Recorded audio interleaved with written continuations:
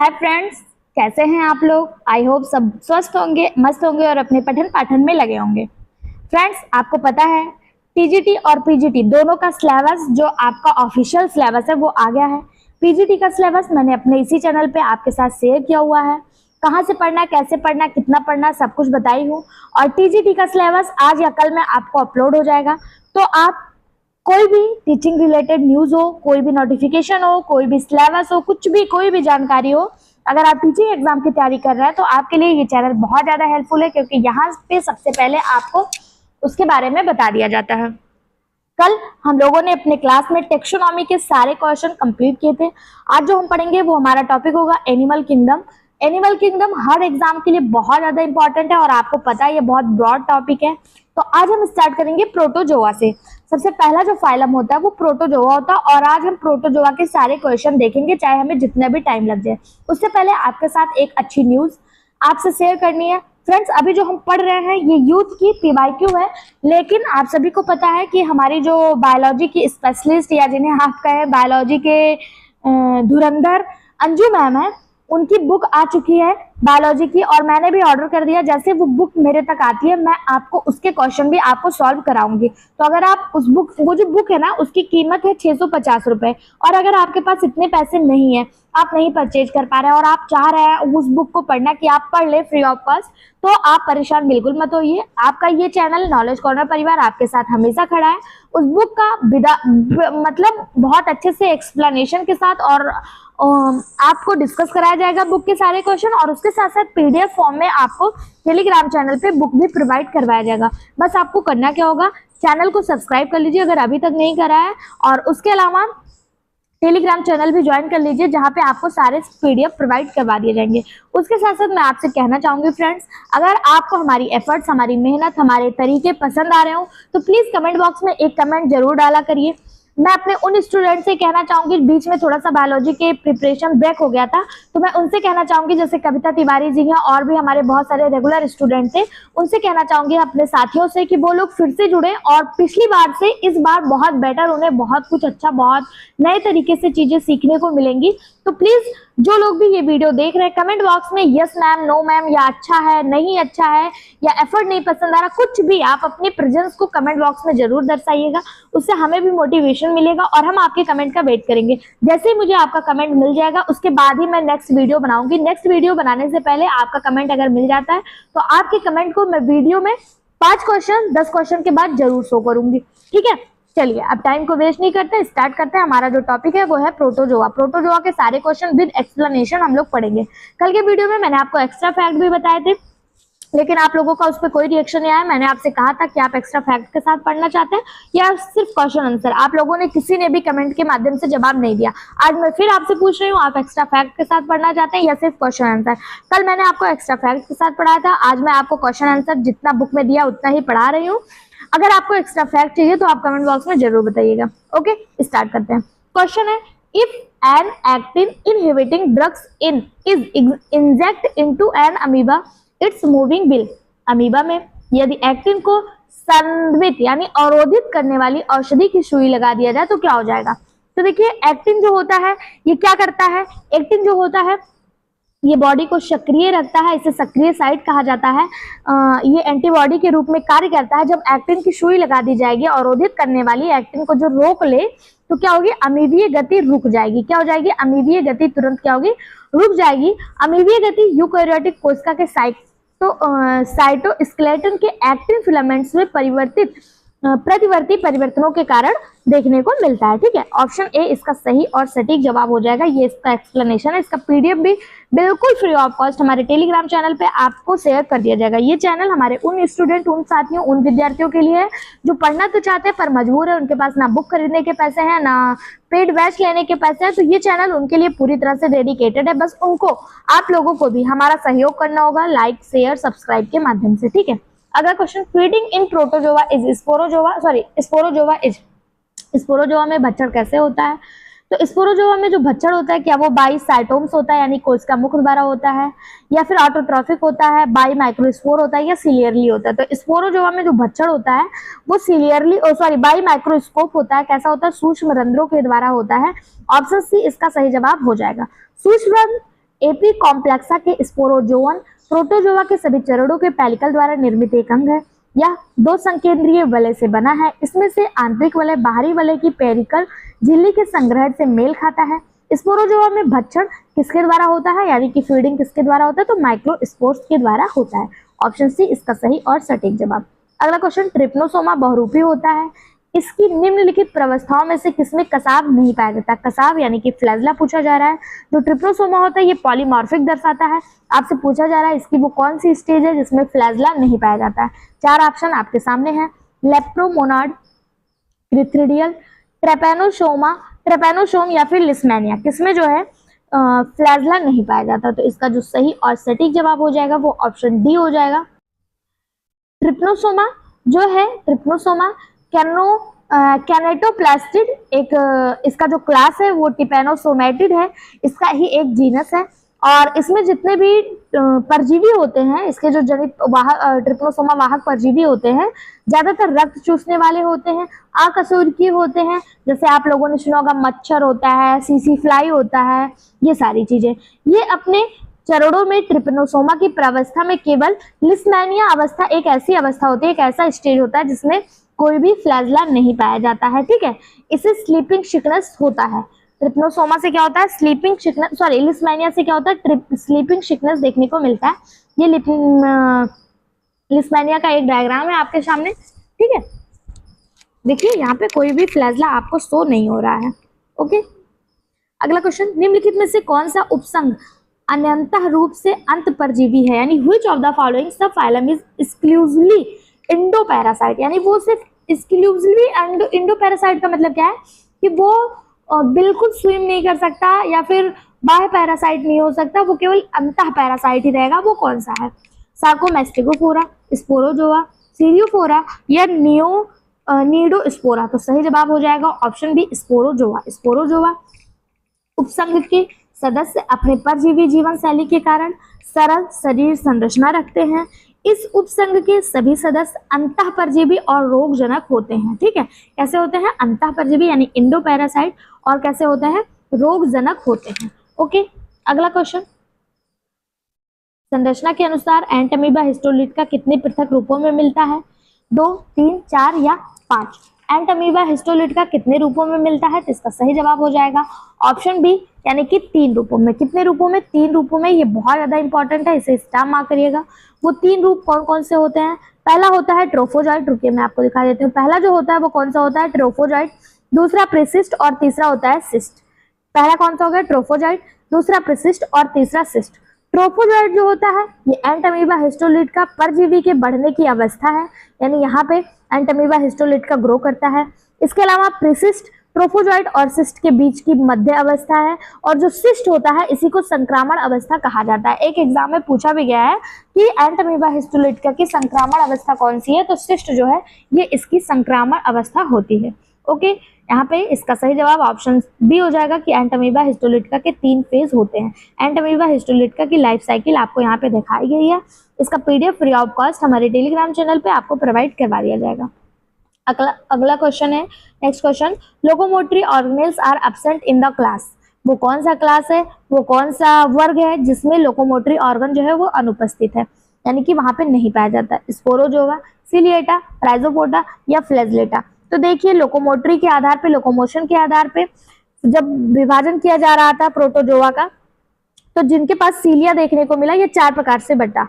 जिनके पास सीलिया देखने को मिला उन्हें सीलिया के आधार पर रखा गया, जिनके पास राइजोपोड्स देखने को मिले उन्हें राइजोपोड्स के आधार पर बांटा गया, और जिनके पास फ्लैजला प्रेजेंट हुए उन्हें फ्लैजला कहा गया, और जिनके पास कोई भी लोकोमोटरी ऑर्गन नहीं पाया गया उन्हें स्पोरोजोआ के अंतर्गत रखा गया। किसके अंतर्गत, स्पोरोजोआ के। और स्पोरोजोआ के जितने भी एनिमल होते हैं ये कैसे होते हैं, अंतः परजीवी होते हैं। कैसे होते हैं, अंतः परजीवी होते हैं। अगला question, Which among the following disease is caused by a protozoa? निम्नलिखित में से कौन सा रोग प्रोटोजोआ के कारण होता है, न्यूमोनिया, मलेरिया, सामान्य जुकाम या फिर टाइफाइड। कौन सा प्रोटोजोआ के कारण होता है, तो इसका सही जवाब हो जाएगा ऑप्शन बी। ऑप्शन बी यानी कि मलेरिया। मलेरिया जो होता है इसका वाहक भले ही मच्छर हो, एनाफिलीज मादा मच्छर, लेकिन ये जो होता है Plasmodium falciparum, Plasmodium vivax, Plasmodium ओवेली और प्लाज्मोडियम मलेरी नामक प्रोटोजोआ के कारण फैलता है। ठीक, ऑप्शन बी इसका सही जवाब हो जाएगा। अगला question, Which among the following protozoa is not an example of endoparasite? वो कौन सा प्रोटोजोआ है जो इंडोपैरासाइट नहीं है? अगर वो इंडोपैरासाइट नहीं है तो सिंपल सी बात है वो स्पोरोजोआ से बिलोंग नहीं कर रहा है। तो देख लीजिए यहाँ पे कौन सा है। तो पहला दिया हुआ आपका ट्राइकोमोनास टेनेक्स, ये इंडोपैरासाइट है। प्लाज्मोडियम वाइवेक्स इंडोपैरासाइट है। लिस्मैनिया डोनोवानी इंडोपैरासाइट है, ये भी अंतःपरजीवी है। अंतःपरजीवी ये भी अंतःपरजीवी है। और आपका जो ये है ये भी अंतःपरजीवी है।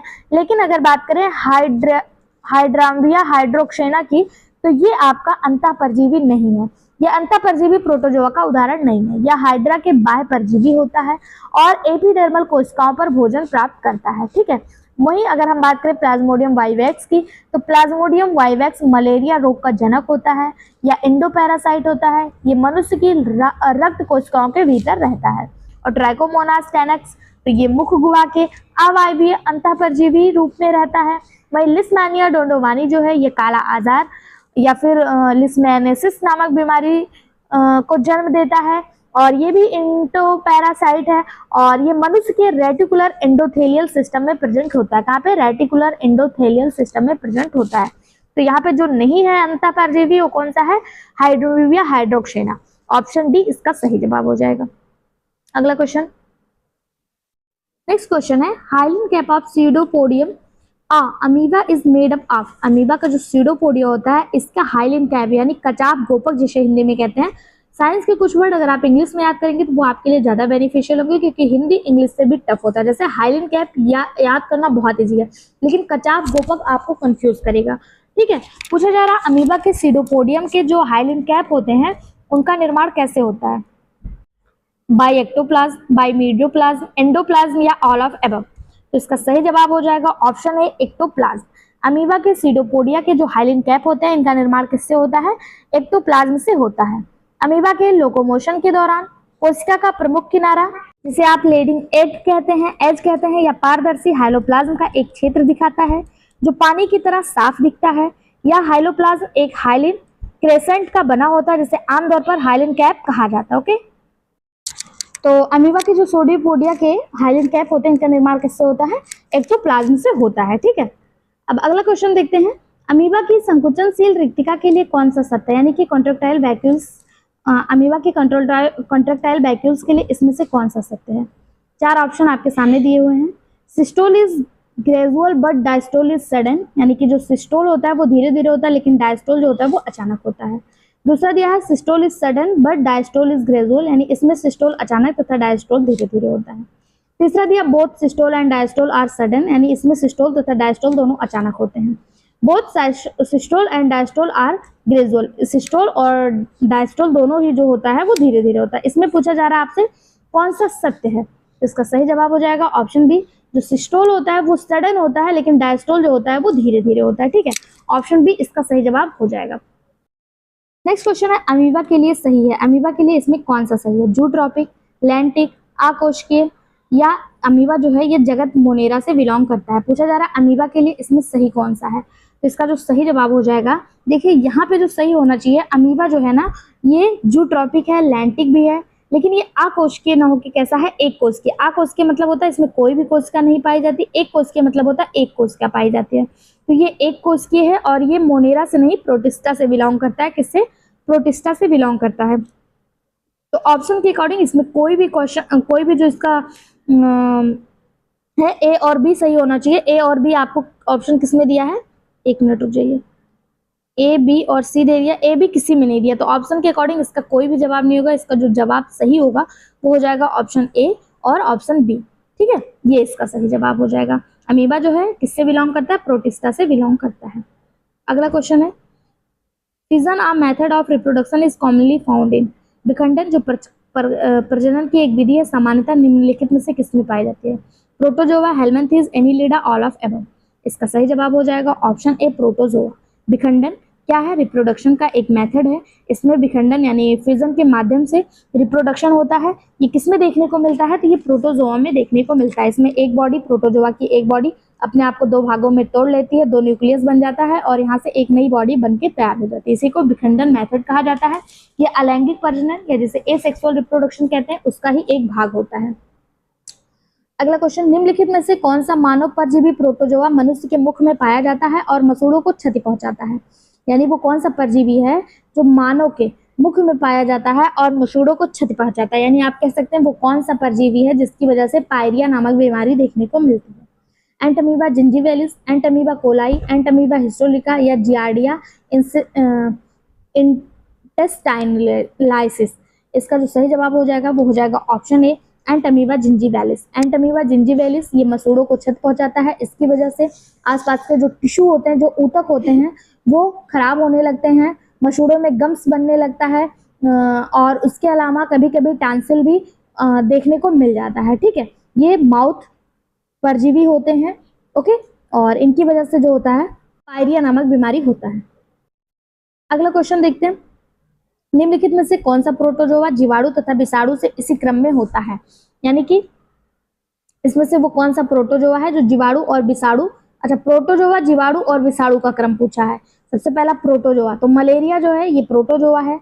मम्स जीवाणु के द्वारा होता है कि किसके द्वारा होता है? मम्स, गलसुआ जैसे कहते हैं, तो ये वायरल बीमारी है तो ये होगा नहीं, क्योंकि प्रोटोजोआ के बाद आपको बैक्टीरिया बताना है, तो ये वायरल है, ये गलत हो गया। अमीबा ये प्रोटोजोआ है। पोलियो वायरल है, गलत हो जाएगा। Sleeping sickness protozoa. Diphtheria bacteria और हेपेटाइटिस भी वायरल, यानी कि ये बिल्कुल सही जवाब हो जाएगा ऑप्शन सी। ठीक है, ये क्रम सही है।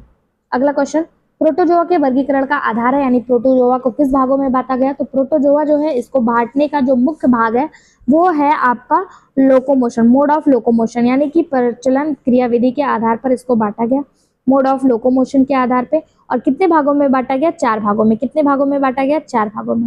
पहला मैस्टिगोफोरा या फ्लैजेलेटा, सार्कोडिना, स्पोरोजोआ और सिलिएटा, इन 4 भागों में प्रोटोजोआ का बांटा गया है। ठीक है, मैस्टिगोफोरा या फ्लैजेलेटा के अंतर्गत उन एनिमल को रखा गया जिनके जो लोकोमोटरी ऑर्गन होते हैं वो फ्लैजला होते हैं। क्या होते हैं? फ्लैजला। और सार्कोडिना के अंतर्गत उन एनिमल को रखा गया जो क्या बोलते हैं, गमन करते हैं। और स्पोरोजोआ के अंतर्गत उन एनिमल को रखा गया जो क्या करते हैं, जिनके पास कोई भी लोकोमोटरी ऑर्गन नहीं होती है। और सीलिएटा के अंतर्गत उन एनिमल को रखा गया जिनकी बॉडी पे सीलिया देखने को मिले, छोटे छोटे हेयर लाइक स्ट्रक्चर, जिसे सीलिया कहा जाता है, जैसे मोनोसिस्टिस वगैरह। ठीक है, अगला क्वेश्चन, चागास बीमारी होती है। चागास बीमारी किसके कारण होती है? बहुत ज्यादा इंपॉर्टेंट क्वेश्चन, स्टार मार्क करिएगा। चागास डिजीज इसे अमेरिकन ट्रिप्नोसोमियासिस कहते हैं, या प्रोटोजोआ ट्रिप्नोसोमा क्रूजी के कारण देखने को मिलता है। किसके कारण? Trypanosoma cruzi. देखिए, ट्रिप्नोसोमा ब्रूसी और ट्रिप्नोसोमा क्रूजी दोनों में कंफ्यूज नहीं होना है। ये किसके कारण होता है? ट्रिप्नोसोमा क्रूजी के कारण होता है। ठीक है, ट्रिप्नोमाइन बग होता है जिसके मल में यह पाया जाता है और यह कैसे होता है? परजीवी होता है। यह करता क्या है? तो ये रोग की किसी भी संक्रमित कर सकता है और गंभीर हृदय और पाचन समस्याओं का कारण बन जाता है, चागास डिजीज। ठीक, अगला क्वेश्चन, लोआ लोआ द्वारा संचरित संक्रमण का वाहक होता है। लोआ लोआ द्वारा संचरित संक्रमण का वाहक क्या होता है? क्राइसॉप्स प्रजाति, एनाफ्लीज प्रजाति, क्यूलेक्स स्पीसीज या फिर मस्का डोमेस्टिका। तो लोआ लोआ को जो संचरित करता है वो कौन होता है? सही जवाब हो जाएगा क्राइसॉप्स प्रजाति, ऑप्शन ए। लोआ लोआ हेलमिंथीज द्वारा संचरित संक्रमण का वाहक क्राइसॉप्स प्रजाति की मक्खी के द्वारा होता है। लोआ लोआ संक्रमण क्राइसॉप्स जीनस के डियर फ्लाई द्वारा संचालित होती है। किसके द्वारा? डियर फ्लाई द्वारा। ठीक है, अगला क्वेश्चन, अच्छा अगर इसमें देख लें इसमें होता क्या है लोआ लोआ, तो ये लोएसिस चमड़े के नीचे और सब म्यूकोसल ऊतक की एक बीमारी होती है जो हेलमिंथीज लोआ लोआ के संक्रमण के कारण होता है। इसे अफ्रीका वर्ग भी कहा जाता है। लोआ लोआ मध्य और पश्चिम अफ्रीका के एंडेमिक है, मतलब वहां ज्यादा देखने को मिलता है, जहां यह जीनस क्राइसोप्स की मक्खी यानी जिसे आप डियर फ्लाई कहते हैं उसके द्वारा संचालित होता है। अगला, amoeba of nutrition is amoeba में पोषक का माध्यम क्या है? सेप्रोजोइक, होलोफिटिक, क्रोपोजोइक या फिर होलोजोइक। अमीबा में पोषण का जो माध्यम है वो क्या है? तो इसका सही जवाब हो जाएगा ऑप्शन बी, होलोजोइक। क्या हो जाएगा? होलोजोइक। अमीबा में पोषण का उत्तम माध्यम होलोजोइक होता है। क्या होता है? होलोजोइक। इसमें पोषण की प्रक्रिया खाद्य पदार्थों के एब्जॉर्प्शन यानी अवशोषण द्वारा होता है। इस प्रक्रिया में खाद्य पदार्थ से पोषण तत्वों को सीधे इनकी कोशिकाओं द्वारा सोख लिया जाता है। इनसे जंतु संभोजी भी कहा जाता है। क्या कहा जाता है? होलोजोइक मतलब ही होता है होलो यानी एनिमल और जोइक यानी लाइक, एनिमल लाइक एनिमल। ठीक है, जू। ठीक है, अगला क्वेश्चन, अमीबा में गतिशीलता की व्याख्या करने हेतु तो किसने सोल जेल सिद्धांत दिया? सोल जेल थ्योरी किसके द्वारा दिया गया? बहुत ज्यादा एग्जाम में पूछा जाने वाला क्वेश्चन, स्टार मार्क करिएगा। सोल जेल थ्योरी किसे दिया गया? तो सबसे पहले ये जान लीजिए, इसे मास्ट और पैक्टिन द्वारा अपनाया गया, और इसको देने का जो सिद्धांत है वो किसके द्वारा दिया गया? हाइमन के द्वारा। किसके द्वारा? हाइमन के द्वारा। मास्ट और पैक्टिन आपको पहले दे देता है इसलिए क्योंकि मास्ट और पैक्टिन के द्वारा इसे अपनाया गया था, लेकिन ये जो थ्योरी देने वाले साइंटिस्ट थे वो हाइमन थे, तो आपको एग्जाम में कंफ्यूज बिल्कुल नहीं होना है। थ्योरी दिया हाइमन ने, अपनाया मास्ट और पैक्टिन ने। ऑप्शन सी इसका सही जवाब हो जाएगा। अगला क्वेश्चन, निम्नलिखित में से कौन से प्रोटोजोआ समूह के कंकाल तलछटी चट्टानों का एक महत्वपूर्ण घटक है? केवल फोरामिनीफेरा, हेलियोजोआ ओनली, रेडियोलेरिया, या ऑल ऑफ एबव? तो कौन सा प्रोटोजोआ के समूह कंकाल तलछटी चट्टानों के एक महत्वपूर्ण घटक है, यानी रॉकी सेडिमेंट्री रॉकी के घटक है? कौन सा? तो सही जवाब हो जाएगा ऑल ऑफ एबव। ये तीनों ही सेडिमेंट्री रॉकी के घटक हैं। ये जंतु सतही तलछटी चट्टानों के निर्माण में योगदान देते हैं। ठीक है, ऑप्शन डी इसका सही जवाब हो जाएगा। अगला, मोनोसिस्टिस परजीवी है। मोनोसिस्टिस किसका परजीवी है? पाइला का, नेरिस का, हेरोडेनेरिया का, या यूटिफियस का? तो मोनोसिस्टिस केचुआ को संक्रमित करने वाला प्रोटोजोआ का सबसे आम जीनस है। मोनोसिस्टिस के बढ़ते हुए रूप ट्रोफोजोइट्स और प्रजनन रूप केचुआ के वीर पुटिका में पाए जाते हैं। मोनोसिस्टिस अपने युवा और अपरिपक्व अवस्था में एक अंतःपरजीवी कोशिकीय परजीवी के रूप में कार्य करता है। इसका सही जवाब हो जाएगा केचुआ। आपको कहाँ दिख रहा है? तो यूटिफियस, यूटिफियस। ऑप्शन डी इसका सही जवाब हो जाएगा। इसे अर्थवार्म या केचुआ भी कहते हैं। अगला, suctoria is a class of the phylum. Suctoria किस संघ का एक वर्ग है? सक्टोरिया, ठीक है, चूसक, जिसमें सक करने वाला एक प्रोजेक्शन पाया जाता हो, एक पार्ट पाया जाता हो, वो किसका है? प्रोटोजोआ, प्लेटीहेल्मिंथेस, मोलस्का, या इकानोडर्मेटा? तो सही जवाब हो जाएगा ऑप्शन ए। सक्टोरिया प्रोटोजोआ के सीलियोफोरा संघ का एक वर्ग है जो अपने परिपक्व रूप में सबस्ट्रेट के साथ फिक्स्ड रहता है। ठीक है, ये जो है इसके मुंह में टेंटिकल्स यानी चूसक पाया जाता है, जिसके माध्यम से ये भोजन को चूस के अपना भोजन जो है प्राप्त करता है। ऑप्शन ए इसका सही जवाब हो जाएगा। अच्छा, सक्टोरिया आपको उसमें भी देखने को मिलता होगा, सक करने वाला एक ऑर्गन जोक वगैरह में। ठीक है, अगला क्वेश्चन, निम्नलिखित कथनों पर विचार कीजिए। पहला दिया प्रोटोजोआंस प्रोटिस्टा से संबंधित है, और दूसरा दिया है प्रोटोजोआ एक कोशिकीय होते हैं। इसमें बताना है कि सही उत्तर चुनना है। सही उत्तर क्या चुनना है? अच्छा, कौन सा सही है, कितना सही है, कितना गलत है? तो यहाँ पे देखिए, आपको पहला दिया हुआ है कि प्रोटोजोआ प्रोटिस्टा से संबंधित है, तो बिल्कुल सही बात है। प्रोटोजोआ को फाइलम प्रोटिस्टा के अंतर्गत रखा गया, बिल्कुल सही बात है। और दूसरा दिया है प्रोटोजोआ, क्या दिया है दूसरा? प्रोटोजोआ एक कोशिकीय होते हैं, तो प्रोटोजोआ एक कोशिकीय होते हैं, बिल्कुल सही बात है। यानी कि दोनों ही बिल्कुल सही है। ठीक, ए और आर दोनों सही है, लेकिन आर जो है वो ए की पुष्टि नहीं करता है, यानी कि ऑप्शन बी इसका सही जवाब हो जाएगा। अगला क्वेश्चन, सेफोलोपोड जानवर का एक वर्ग है जिसमें सेफोलोपोड्स जानवर का एक समूह है, एक क्लास है। इसमें कौन से एनिमल रखे जाते हैं? सिर पैर पर स्थित हो, यानी कोई एनिमल हो उसका जो सिर है वो उसके पैर पे स्थित हो, या सिर वक्ष के संलग्न हो, यानी head is fused with the thorax, या food is located on the head, या फिर notochord extend up to the head, notochord सिर तक विस्तृत हो। तो इसका सही जवाब हो जाएगा option C, foot is located on the head, जो पैर है वो सिर तक स्थित हो। ये सेफेलोपोड्स के एनिमल होते हैं। ठीक है, पैर कहाँ पे हो? सिर पर स्थित हो। जैसे ये कोई एनिमल है, इसका सिर है, यहाँ पे इसके पैर प्रेजेंट हो। ठीक है, अगला क्वेश्चन, निम्नलिखित से किस आधार पे प्रोटोजोआ संघ 4 वर्गों में बटा? तो अभी हम लोगों ने देखा था प्रोटोजोआ वर्ग जो है ये इसके लोकोमोटरी स्ट्रक्चर के आधार पे 4 भागों में बांटा गया। किसके आधार पे? लोकोमोटरी ऑर्गन के आधार पे 4 भागों में बांटा गया। इसमें कौन कौन सा रखा गया? तो मैस्टिगोफोरा, या फ्लैजिलेटा, सार्कोडिना, स्पोरोजोआ और सिलिएटा, इनके आधार पे, लोकोमोटरी के आधार पे ये बांटा गया। ठीक है, ओके, आई होप आपको चीजें समझ में आ रही होगी। कहीं भी कोई भी कंफ्यूजन, कमेंट बॉक्स आपके लिए खुला है, कमेंट करके जरूर पूछिएगा। अगला, सिंजी कंडीशन इज फाउंड इन, संयुग की स्थिति पाई जाती है। सिंजी कंडीशन किसमें पाया जाता है? ग्रेगरेरियंस, पैरामीशियम, कॉकरोच, या फिर केचुआ? तो इसका सही जवाब हो जाएगा option B, sorry option A, gregarines. Gregarines, एक मिनट, ऑप्शन ए इसका सही जवाब हो जाएगा। ठीक है, संयुग की स्थिति ग्रेगेरियंस में पाई जाती है। ग्रेगेरियंस एपी कॉम्प्लेक्शन का एक बड़ा विशिष्ट समूह है जो आमतौर पर आंत, पथ या आकशेरुकी या निचले कॉर्डेट्स के शरीर के मुख में रहता है। ऑप्शन ए इसका सही और सटीक जवाब हो जाएगा। अगला क्वेश्चन, बेसल ग्रेन्यूल्स फ्लैजेला में से भिन्न होता है किसमें? जो बेसल ग्रेन्यूल्स होता है ये फ्लैजेलम से भिन्न होता है किसमें? कैसे मतलब ये भिन्न होता है? तो जो बेसल ग्रेन्यूल्स होता है ये प्लाज्मा झिल्ली के नीचे साइटोप्लाज्म के बाहरी हिस्से में एम्बेडेड होता है यानी धंसा हुआ होता है। यह संरचना केंद्रीय तंतु के बिना 9 परिधीय ट्रिपलेट वाले केंद्रिका के समान होता है। तो इसका जो सही जवाब हो जाएगा वो ऑप्शन बी हो जाएगा। ठीक है, 9+2 अरेंजमेंट कहते हैं इसको। अगला क्वेश्चन, इसमें से कौन सा सत्य है? प्रोटोजोआ अधिकतर विषमपोषी होते हैं। स्पंजों में जल प्रवेश आस्कुलम द्वारा होता है। हाइड्रा में नीडोब्लास्ट आधार पर स्थित होता है, या सभी कथन सत्य है? पूछा जा रहा है कौन सा इसमें सत्य है। इसका सही जवाब हो जाएगा ऑप्शन ए।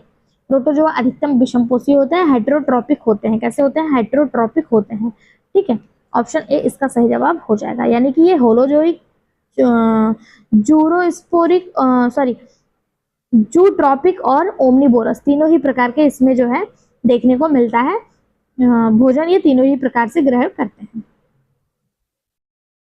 अगला क्वेश्चन, प्रोटोजोआ के जंतुओं में संकुचनशील ध्वनि का कार्य है डाइजेशन, एक्सक्रेशन, ऑस्मोरेगुलेशन या वाटर एब्जॉर्प्शन। जो कंट्रैक्टाइल वैक्यूल्स है वो क्या कार्य करता है? तो इसका सही जवाब हो जाएगा ऑप्शन सी, ऑस्मोरेगुलेशन। प्रोटोजोआ में जो कॉन्ट्रैक्टाइल वैक्यूल्स पाया जाता है ये क्या कार्य करता है? ऑस्मोरेगुलेशन का कार्य करता है। ऑप्शन सी इसका सही और सटीक जवाब हो जाएगा। कहीं भी कोई भी दिक्कत कमेंट बॉक्स में जरूर पूछिएगा। अगला क्वेश्चन, निम्नलिखित में से कौन रोगजनक कसाब भी नहीं है यानी पैथोजेनिक फ्लैजेलेटेड नहीं है? लिस्मेनिया, जियार्डिया, ट्रिप्नोसोमा या नार्टिकुला। तो देखिए, लिस्मेनिया से काला आजार होता है। जियार्डिया से क्या कौन सी बीमारी होती है? अगर आपको पता है तो बताइए। जियार्डिया को great old man of intestine भी कहते हैं। इससे कौन सी बीमारी होती है? और ट्रिप्नोसोमा ये स्लीपिंग सिकनेस के लिए जिम्मेदार होता है। लेकिन जो बीमारी नहीं फैलाता वो है नॉक्टिकुला। कौन सा है? नॉक्टिलुका। नॉक्टिलुका, ठीक है, नॉक्टिलुका के द्वारा कोई भी बीमारी नहीं फैलती है। तो इसका सही जवाब हो जाएगा ऑप्शन डी। आप मुझे कमेंट बॉक्स में जरूर बताइएगा जियार्डिया के द्वारा कौन सी बीमारी देखने को मिलती है। अगला क्वेश्चन, बायोल्यूमिनेसेंस प्रदर्शित करता है। बायोल्यूमिनेसेंस इज एग्जिबिटेड बाय, यानी इसमें से वो कौन सा एनिमल है जो बायोल्यूमिनेसेंस प्रदर्शित करता है? सीरेटियम, टॉक्सोप्लाज्मा, पैरामीशियम या प्लाज्मोडियम। तो इसका सही जवाब हो जाएगा ऑप्शन ए, टॉक्सोप्लाज्मा। कौन सा? टॉक्सोप्लाज्मा। बायोल्यूमिनेसेंस को सीरेटियम द्वारा प्रदर्शित किया जाता है। सॉरी, अरे यार मुझे क्या हो गया। ऑप्शन ए इसका सही जवाब हो जाएगा। कौन सा? सीरेटियम। सॉरी, किसके द्वारा? सीरेटियम। सीरेटियम जो है ये प्रोटोजोआ से संबंधित है या टाइनोफ्लेजलेट है और पायरोफाइटा से संबंधित है। ठीक है, ऑप्शन ए इसका सही जवाब हो जाएगा। बायोल्यूमिनेसेंस क्या होता है? वो एनिमल जिनमें खुद का प्रकाश देखने को मिलता है। जैसे आप लोगों ने जुगनू देखा होगा, जुगनू, इनके पास खुद का प्रकाश होता है ना। ऐसे ही जो सीरेटियम होता है ये खुद के प्रकाश उत्पन्न करते हैं। ठीक है, अगला क्वेश्चन,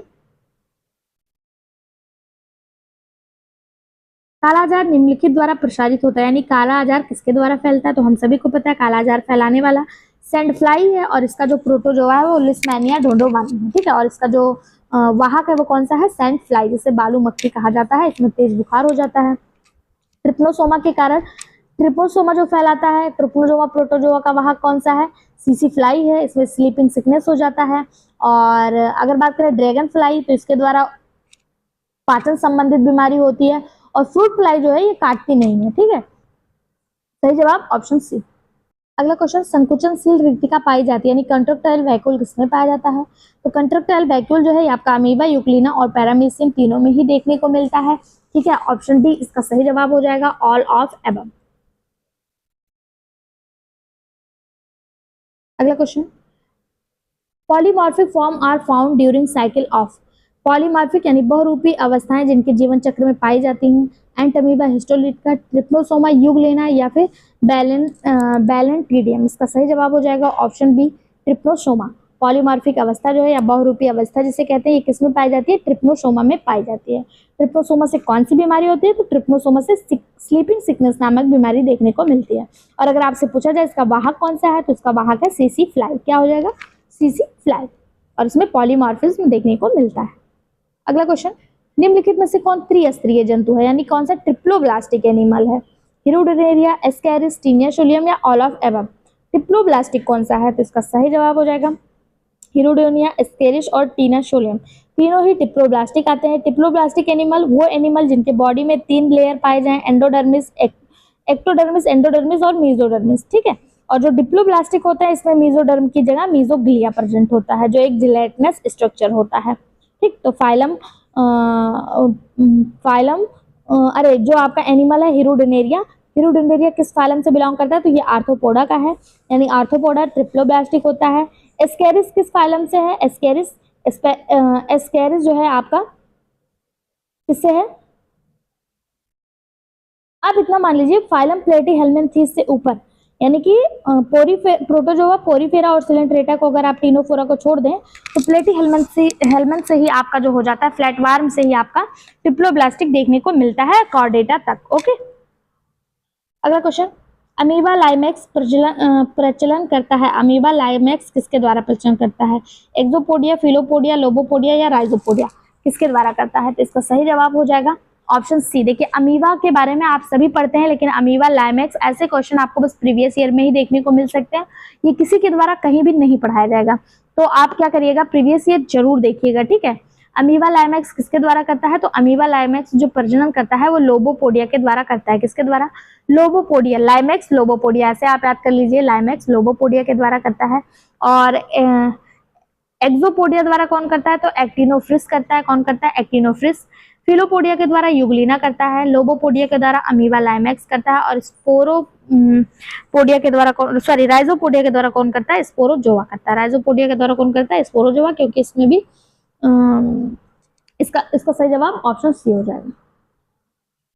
अगला क्वेश्चन, प्रोटोजोआ को किंगडम एनिमेलिया के तहत रखने का एक कारण यह है कि वे मोबाइल होते हैं, यानी गतिशील होते हैं, सेक्सुअली रिप्रोडक्टिव करते हैं, रिप्रोडक्शन करते हैं, मेनली हेटेरोटॉपिक होते हैं या पैरासिटिक होते हैं। जो आपका प्रोटोजोआ किंगडम है इसको एनिमेलिया के तहत क्यों रखा गया, तो इसका सही जवाब हो जाएगा ऑप्शन ए, क्योंकि ये गतिशील करते हैं, कैसे होते हैं, गमन करते हैं, गति करते हैं, इनको इसीलिए एनिमेलिया के तहत रखा गया है, ठीक है।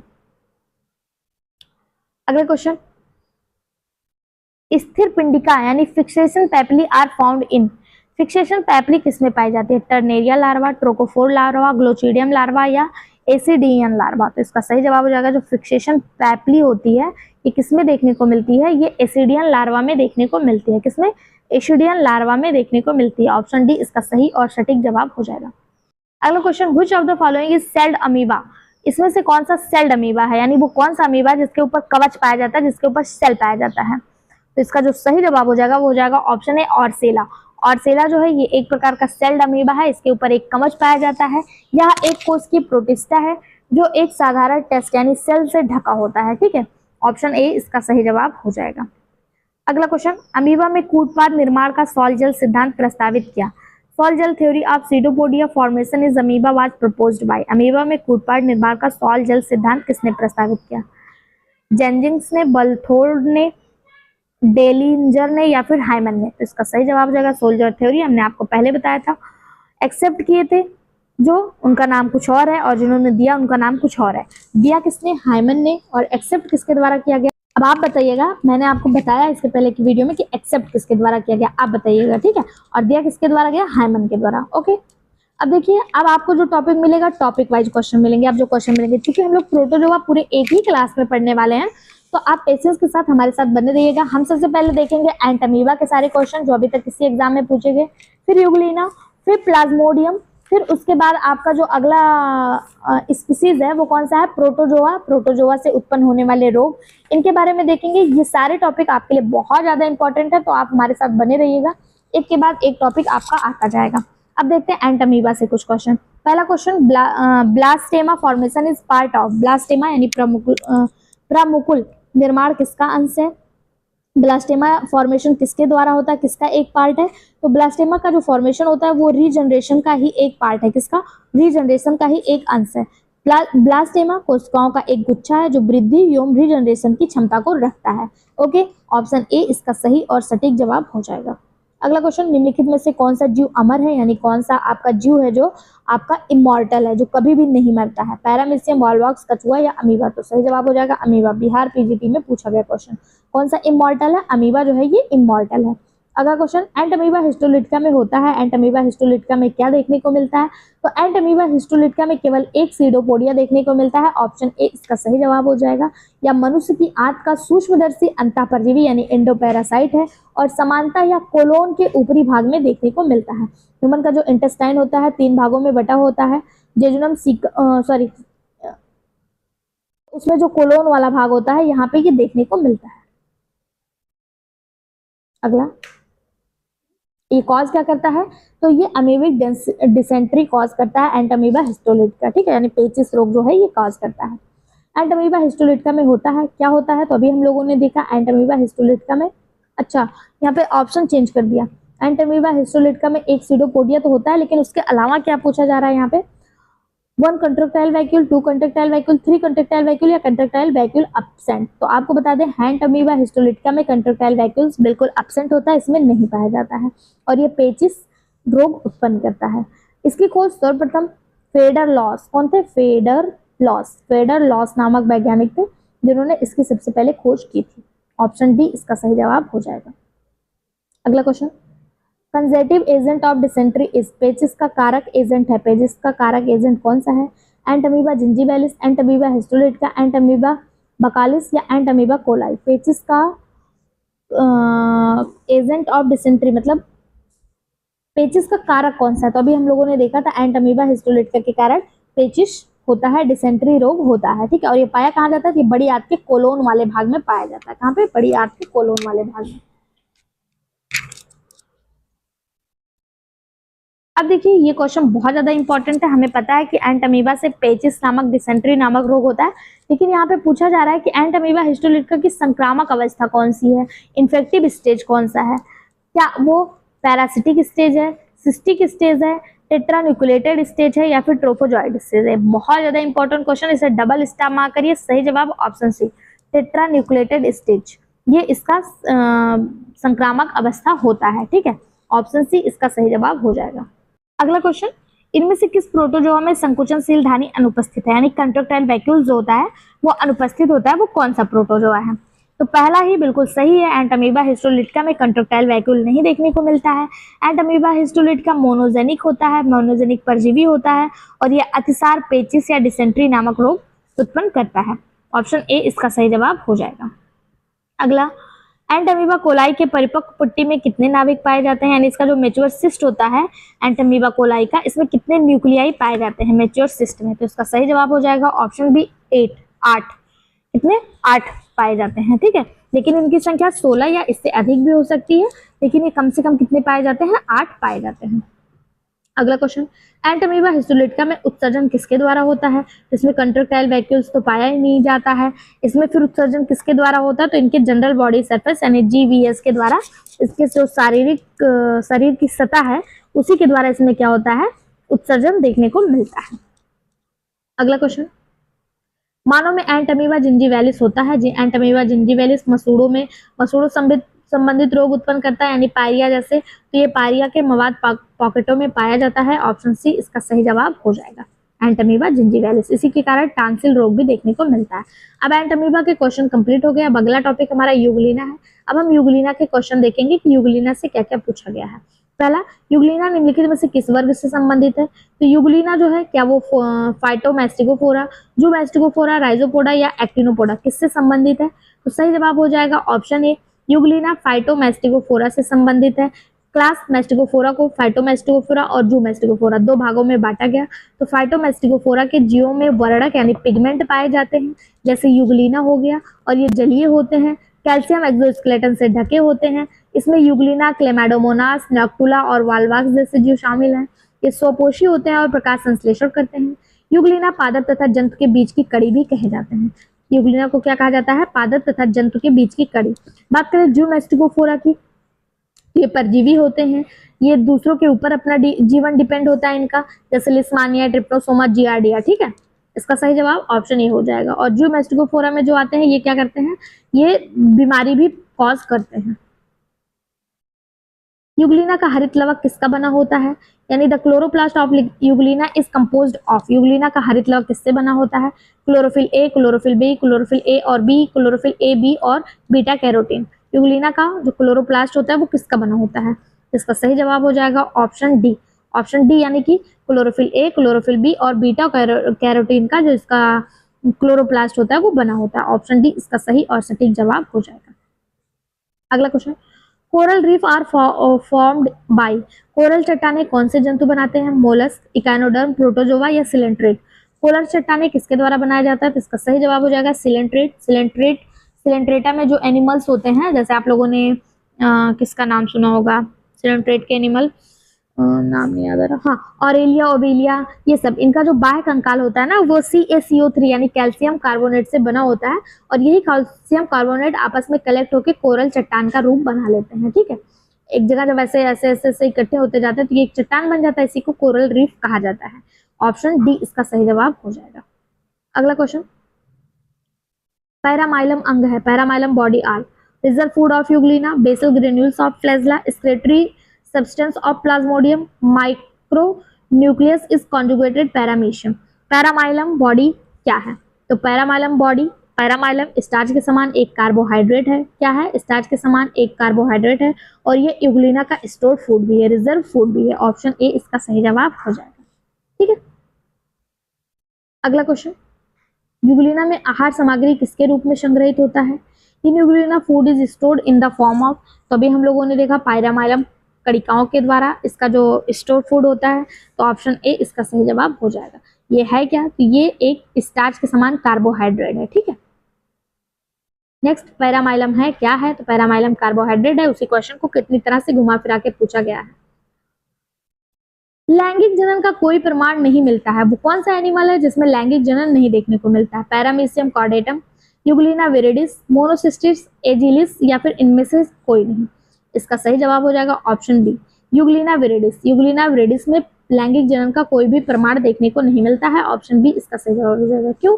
क्योंकि इसमें अलैंगिक जनन अनुदैर्ध्य विखंडन के द्वारा होता है, ट्रांसवर्स फ्यूजन के द्वारा इसमें देखने को मिलता है। इसमें जो लैंगिक यानी सेक्सुअल रिप्रोडक्शन होता है वो अनुपस्थित होता है।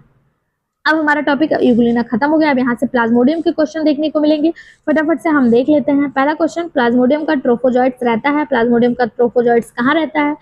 मनुष्य के एरिथ्रोसाइट जिसे RBC कहते हैं, या लीवर सेल, या स्टोमक ऑफ मॉस्किटो, या फिर ब्लड प्लाज्मा। प्लाज्मोडियम का ट्रोफोजॉइट कहाँ रहता है? सही जवाब option A, erythrocyte of trophozoites, erythrocyte of human. मनुष्य के RBC सेल में प्लाज्मोडियम के ट्रोफोजॉइट्स जो होते हैं वो पाए जाते हैं। प्लाज्मोडियम एक प्रोटोजोआ परजीवी है जो मानव को संक्रमित करता है। इस परजीवी के कारण होने वाली जो बीमारी होती है, मैंने पहले ही बताया वो कौन सी होती है, मलेरिया होती है। और मलेरिया का वाहक कौन होता है? तो फीमेल एनोफिलीज मॉस्किटो जो होता है ये मलेरिया का वाहक होता है। यह ट्रोफोजॉइट्स अवस्था में मानव शरीर में प्रवेश करता है। शरीर में प्रविष्ट होने के बाद यह लाल रक्त कणिकाएं और कोशिकाओं को नष्ट कर देता है। ठीक है, जब बड़ी मात्रा में RBC नष्ट हो जाती हैं तो हीमोजोइन नामक विषैला पदार्थ बनता है जिसके कारण कपकपी होकर तेज बुखार मनुष्य में देखने को मिलता है। ऑप्शन ए इसका सही और सटीक जवाब हो जाएगा। अगला, cerebellar malariae is caused by, यानी प्रमस्तिष्क मलेरिया होता है। सेरिबुलर मलेरी किसके द्वारा कॉज होता है? पहला है Plasmodium vivax, plasmodium ovale, plasmodium falciparum या फिर प्लाज्मोडियम मलेरी। सही जवाब हो जाएगा option C, plasmodium falciparum. Plasmodium falciparum के कारण आपको सेरिबुलर मलेरिया देखने को मिलता है। और एनिमल्स की देख लेते हैं किसके द्वारा क्या होता है। तो cerebral malaria plasmodium falciparum, tertian malaria plasmodium vivax, mild tertian malaria Plasmodium ovale और क्वार्टर मलेरी प्लाज्मोडियम मलेरी के द्वारा देखने को मिलता है। ये चार्ट आपके लिए बहुत ज्यादा इंपॉर्टेंट है, आप चाहिए तो कहीं अलग से नोट डाउन कर लीजिए। ठीक, अगला question, Schuffner's dots are granules observe in erythrocyte are due to, लाल रुधिर कणिकाओं में सफरन के बिंदु या कण दिखाई देते हैं फाइलेरिया के कारण, मलेरिया के कारण, काला आजार के कारण या जियार्डिसिस के कारण। तो जो सफरन डार्ट्स होते हैं वो किसके कारण हमारे RBC में देखने को मिलते हैं? तो जब मलेरिया नामक बीमारी हो जाती है ना तो RBC जो हमारी होती है, आपको पता है ये थोड़ी सी चपटी होती है, तो इसमें ना इस तरह के सफरन डॉट्स पाए जाते हैं। इसे मलेरिया कण भी कहा जाता है। ठीक है, कि किसके कारण देखने को मिलता है? मलेरिया के कारण देखने को मिलता है। ऑप्शन बी इसका सही जवाब हो जाएगा। अगला है मलेरिया के मरीजों में सफरन डॉट्स किसमें पाया जाता है? तो अभी हम लोगों ने देखा कि RBC में पाया जाता है। किसमें? RBC में। ऑप्शन ए सही जवाब हो जाएगा। किस क्वेश्चन को किस तरह से कितना घुमा के पूछा जाता है ये हमें प्रीवियस ईयर में आइडिया लग जाता है, इसीलिए प्रीवियस ईयर हमारे लिए इंपॉर्टेंट हो जाता है। ठीक है, अगला, हिमोजोइन प्लाज्मोडियम की निम्नलिखित में से किस अवस्था में देखने को मिलता है? तो ट्रोफोजॉइट स्टेज, सैनजॉइंट स्टेज, मेरोजॉइट स्टेज या क्रिप्टोजॉइट स्टेज। तो हिमोजोइन जो होता है ये मीरोजॉइट स्टेज में देखने को मिलता है। किसमें? मीरोजॉइट स्टेज में देखने को मिलता है। ऑप्शन सी इसका सही जवाब हो जाएगा। अगला क्वेश्चन देखते हैं, संक्रमण की कौन सी अवस्था मलेरिया परजीवी द्वारा बनती है? तो संक्रमण की स्पोरोजॉइट्स अवस्था जो है ये मलेरिया परजीवी के द्वारा देखने को मिलती है। कौन सी? स्पोरोजॉइट्स अवस्था। ठीक है, अर्थात अगर हम दूसरे भाषा में कहें तो मलेरिया के परजीवी प्लाज्मोडियम की स्पोरोजॉइट्स अवस्था मानव के लिए संक्रामक है। ऑप्शन सी इसका सही जवाब हो जाएगा। ठीक है, अगला क्वेश्चन देखते हैं, प्लाज्मोडियम की कौन सी अवस्था मनुष्य के लिए संक्रामक है? तो अभी हम लोगों ने देखा कि प्लाज्मोडियम की जो मीरोजॉइट्स अवस्था है ये क्या थी? एक मिनट, मीरोजॉइट्स नहीं, स्पोरोजॉइट्स अवस्था, तो यही जो है मनुष्य के लिए संक्रामक भी होती है। ऑप्शन सी इसका सही जवाब हो जाएगा। अगला, मादा एनोफ्लीज में प्लाज्मोडियम वाइवेक्स के द्वारा कौन सी संक्रमण की अवस्था बनती है? तो फीमेल जो एनोफ्लीज मच्छर होता है इसमें कौन सी संक्रमण होती है? तो इसमें जो अवस्था बनती है वो गैमेटोसाइट्स बनती है। कौन सी? गैमेटोसाइट्स। मादा एनोफ्लीज मच्छर के लिए प्लाज्मोडियम वाइवेक्स की जो संक्रमण अवस्था होती है वो गैमेटोसाइट्स होती है, और प्लाज्मोडियम वाइवेक्स के लिए स्पोरोजॉइट्स होती है। कौन सी? स्पोरोजॉइट्स होती है। और ट्रोफोजॉइट्स जो होता है ये क्या करता है? तो ये आरबीसी की संक्रामक अवस्था है। किसकी? आरबीसी की। इसका सही जवाब ऑप्शन डी हो जाएगा। अगला, मोर्सस डॉट किसके संक्रमित व्यक्ति के एरिथ्रोसाइट में पाया जाता है? अभी हम लोगों ने देखा था सफ्रन डॉट। सफ्रन डॉट किसमें देखने को मिला था? तो सफ्रन डॉट आपका जो है मलेरिया में देखने को मिला था। अब आपसे पूछा जा रहा है मोर्सर डॉट, मॉरल डॉट्स किसमें देखने को मिलता है? तो मॉरल डॉट जो होता है ये प्लाज्मोडियम फैल्सीफेरम नामक बीमारी में संक्रमित जब संक्रमण होता है तब देखने को मिलता है। ऑप्शन बी इसका सही जवाब हो जाएगा। जब मानो प्लाज्मोडियम वाइवेक्स से मतलब संक्रमित होता है प्लाज्मोडियम वाइवेक्स से तो सफ्रन डॉट, और जब प्लाज्मोडियम फैल्सीफेरम से तो कौन सा होता है? Moral dot. ठीक, इस बात को आप ध्यान रखिएगा। अगला, प्लाज्मोडियम फैल्सीफेरम के संक्रमण की अवस्था में परजीवीकृत एरिथ्रोसाइट की कणिका कोशिका द्रव्य के सूक्ष्म कणिकाओं को क्या कहते हैं? ओ माय गॉड, वही फिर से मॉरल डॉट की बात की जा रही है और उसी को थोड़ा सा बड़े फॉर्म में पूछ लिया गया है कि जो प्लाज्मोडियम फैल्सीफेरम है इसके इन्फेक्शन को क्या कहते हैं? तो मॉरल डॉट कहते हैं। ठीक, अगला क्वेश्चन, निम्नलिखित में से किसके जीवन चक्र में वर्मीफॉर मोटाइल यानी कि गतिशील जाइगोट्स देखने को मिलता है? प्लाज्मोडियम नेरिस्टीनिया या फिर ब्लेनोग्लासिस। तो सही जवाब ऑप्शन ए प्लाज्मोडियम। प्लाज्मोडियम वर्मीफॉर गतिशील जाइगोट्स बनाता है। इसी को क्या कहा जाता है? ऊकाइनेट्स कहा जाता है। क्या कहा जाता है? ऊकाइनेट्स कहा जाता है। ऑप्शन ए इसका सही जवाब हो जाएगा। अगला क्वेश्चन, गतिशील जाइगोट बनते हैं किसके जीवन चक्र में? तो अभी हम लोगों ने देखा प्लाज्मोडियम के। किसके? प्लाज्मोडियम के। नेक्स्ट, क्रिप्टोजॉइट्स की अवस्था प्लाज्मोडियम वाइवेक्स के जीवन चक्र में कहाँ पाई जाती है?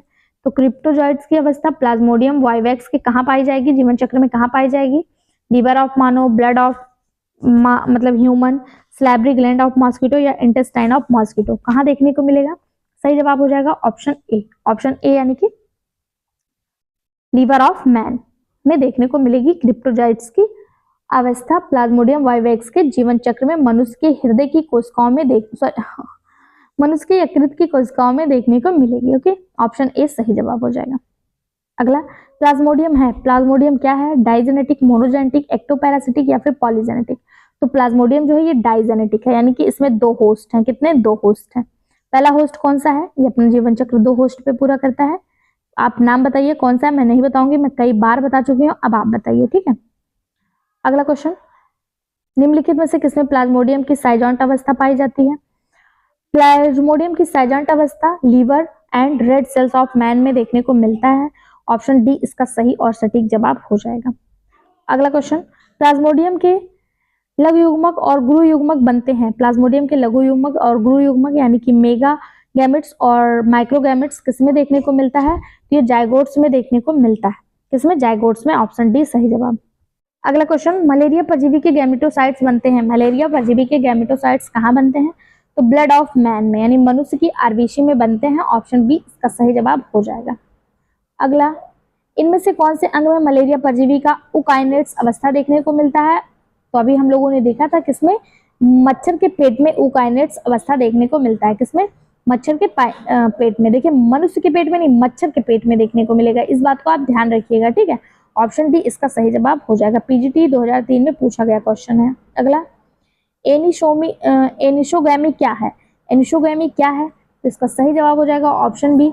Anisogamy is the union of dissimilar gametes as seen in plasmodium. असमान युग्मकों का संलयन जैसा कि प्लाज्मोडियम में देखने को मिलता है, इसी को एनिसोगैमी कहा जाता है। तो ऑप्शन बी इसका सही जवाब हो जाएगा। अगला क्वेश्चन, मैलिग्नेंट टर्शियर मलेरिया निम्नलिखित में से किसके द्वारा होता है? तो मैलिग्नेंट टर्शियर मलेरिया जो है ये आपको प्लाज्मोडियम फैल्सिफेरम के द्वारा देखने को मिलता है। अभी चार्ट के माध्यम से मैंने आपको बताया था कि malignant tertiary malaria Plasmodium falciparum के द्वारा, और प्लाज्मोडियम वाइवेक्स जो है ये विंगिंग टर्शियन मलेरिया फैलाता है। प्लाज्मोडियम ओवेल के द्वारा माइल्ड टर्शियन मलेरिया होता है, और प्लाज्मोडियम मलेरिया के कारण क्वार्टरन मलेरिया देखने को मिलता है। यहाँ पे सही जवाब ऑप्शन सी हो जाएगा। अगला क्वेश्चन, प्लाज्मोडियम की सभी अवस्थाएं एनोफिलीज के पेट में पचा ली जाती है सिर्फ एक को छोड़ के, यानी प्लाज्मोडियम का वो कौन सी अवस्था है जो एनोफिलीज के पेट में नहीं पचता है और वही आगे चल के इन्फेक्शन का कार्य करता है? तो कौन सा हो जाएगा? तो वो हो जाएगा ऑप्शन बी, गैमेटोसाइट। कौन सा हो जाएगा? गैमेटोसाइट्स, ठीक है। जो लघु और गुरु गैमेट्स होते हैं ये मच्छर के आमाशय में बनते हैं। इसमें निषेचन से जाइगोट्स और उसके बाद उकाइनेट्स बनता है, और यही जो होता है इन्फेक्टिव स्टेज का कार्य करता है। ऑप्शन बी इसका सही जवाब हो जाएगा। अगला है, plasmodium berghei is the parasitic of. Plasmodium berghei एक परजीवी है, किसका? मनुष्य पर, मंकी पर, रैट पर या बर्ड पर? तो सही जवाब हो जाएगा ऑप्शन सी, रैट पर। किस पर? रैट पर। प्लाज्मोडियम बर्गाई चूहों की परजीवी है। प्लाज्मोडियम बर्गाई जीनस प्लाज्मोडियम, सब जीनस विकेनिया की एक प्रजाति है या प्रोटोजोआ परजीवी है जो चूहों में मलेरिया का कारण बनता है। ओके, यहाँ पर आपका प्लाज्मोडियम के क्वेश्चन खत्म होते हैं। अगला टॉपिक आपका पैरामीशियम स्टार्ट होता है। आइए हम पैरामीशियम देखेंगे, उसके बाद पैरामीशियम से होने वाले रोग, ठीक। अब हमारा नेक्स्ट टॉपिक है पैरामीशियम। हम पढ़ेंगे आज पैरामीशियम के सारे इंपॉर्टेंट क्वेश्चन, और प्रोटोजोआ से जितने रोग होते हैं अब हम उनको देखेंगे, ठीक है। पहला क्वेश्चन है, the micronucleus of paramecium is. Paramecium का सूक्ष्म केंद्रक होता है डिप्लॉइड, पॉलीप्लॉइड, नॉन रिप्रोडक्टिव या the main source of RNA. जो पैरामीशियम का माइक्रोन्यूक्लियस होता है वो क्या शो करता है, कैसा होता है? तो इसका सही जवाब हो जाएगा ऑप्शन ए, डिप्लॉइड। पैरामीशियम का जो माइक्रोन्यूक्लियस होता है वो कैसा होता है? डिप्लॉइड होता है, यानी द्विगुणित होता है। ऑप्शन ए इसका सही जवाब हो जाएगा।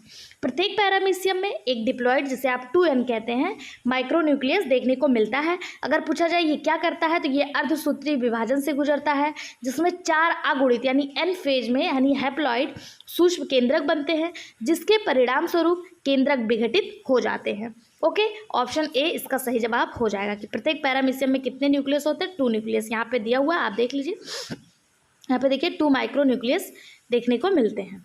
अगला क्वेश्चन, निम्नलिखित में से पैरामीशियम की किस प्रजाति में जूकुलेरा शैवाल सहजीवी हैं? व्हिच स्पीसीज ऑफ पैरामीशियम है symbiotic algae जूकुलेरा? जूक्लोरेला, caudatum, Aurelia, multi माइक्रोन्यूक्लिएटम या फिर बर्सिया? किसमें जो है जूक्लोरेला जो है वो सिम्बायोटिक रिलेशन शो करता है?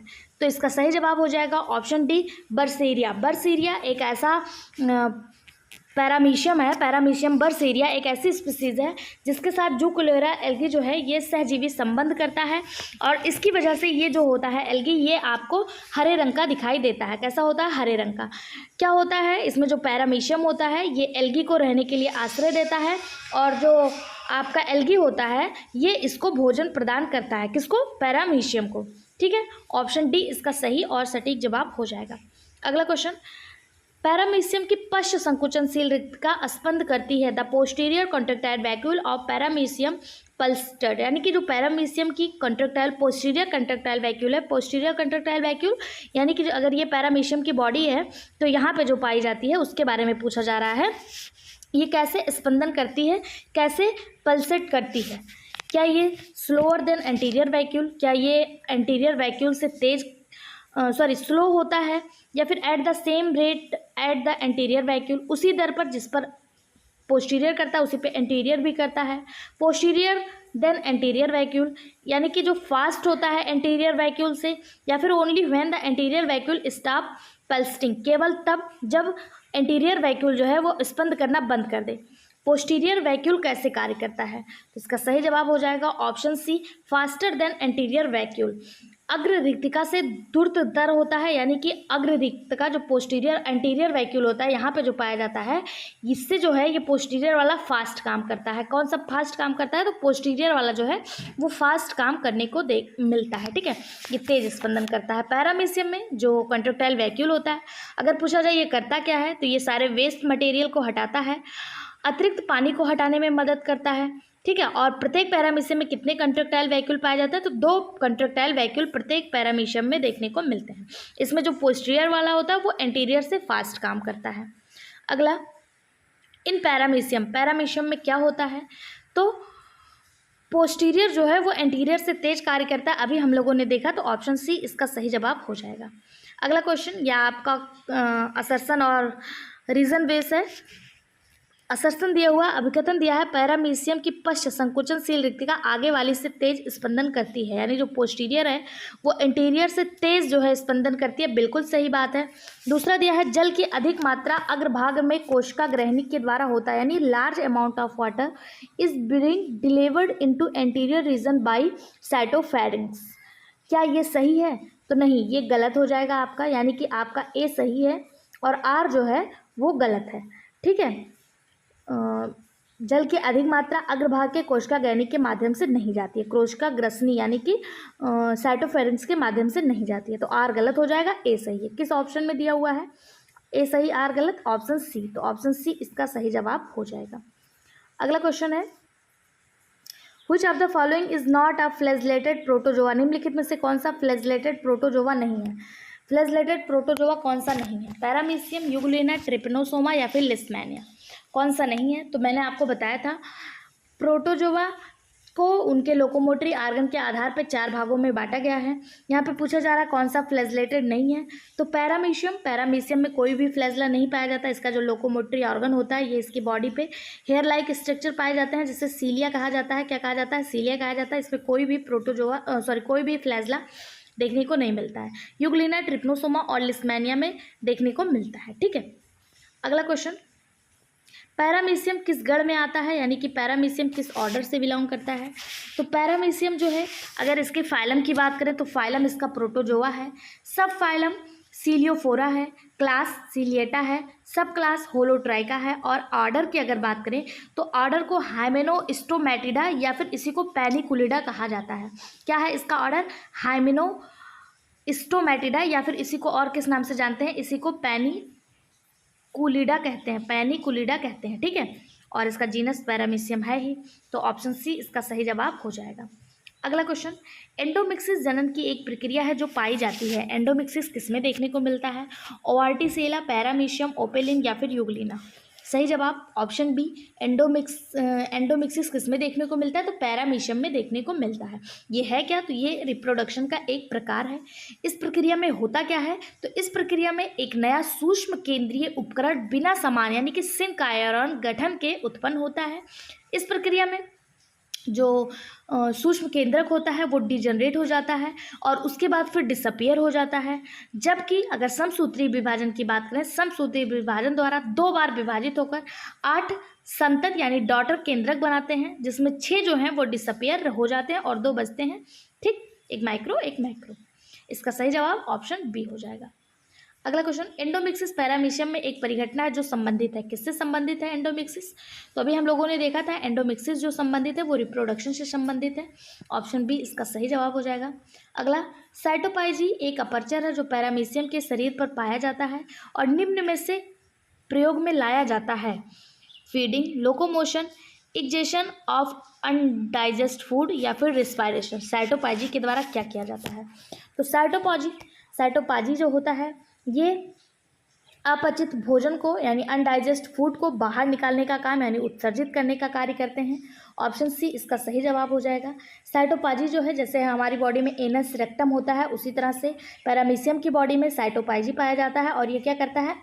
अनडाइजेस्ट फूड को उत्सर्जन करने का काम करता है। और ये होता क्या है? तो ये साइटोस्टोम के ठीक पीछे वेंट्रल सतह पर स्थित होता है, ठीक है, और इसे साइटोप्रॉक्ट के नाम से भी जाना जाता है। अगर साइटोपाइजी की जगह एक और नाम दे दे साइटोप्रॉक्ट, तो इसी को कहा जाता है साइटोप्रॉक्ट। ऑप्शन सी इसका सही जवाब हो जाएगा। अगला क्वेश्चन, साइटोप्लाज्मी इज फाउंड इन, साइटोप्लाज्मी किसमें पाया जाता है? पैरामीशियम, एंट अमीबा, अमीबा या फिर ट्रिपैनोसोमा। तो अभी हम लोगों ने देखा साइटोप्लाज्मी किसमें पाया जाता है, पैरामीशियम में देखने को मिलता है। ओके,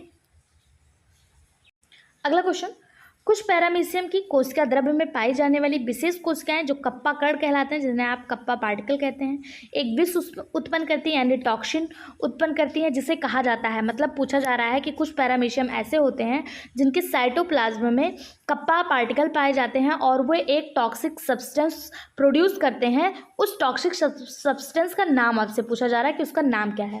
क्या उसे हेमिसिन कहा जाता है, कप्पाशीन कहा जाता है, पैरामेशिन कहा जाता है या फिर सेंस्टिसिन कहा जाता है? तो इसका सही जवाब हो जाएगा जो आपका कप्पा पार्टिकल है, कप्पा कण है, ये क्या उत्पन्न करता है? ये उत्पन्न करता है पैरामेशिन। क्या उत्पन्न करता है? पैरामेशिन जैसे टॉक्सिक प्रोडक्ट उत्पन्न करता है। इसी को क्लियर स्ट्रेनर कहा जाता है। क्या कहा जाता है? क्लियर स्ट्रेनर कहा जाता है। ऑप्शन सी इसका सही जवाब हो जाएगा। अगर पूछा जाए इसकी खोज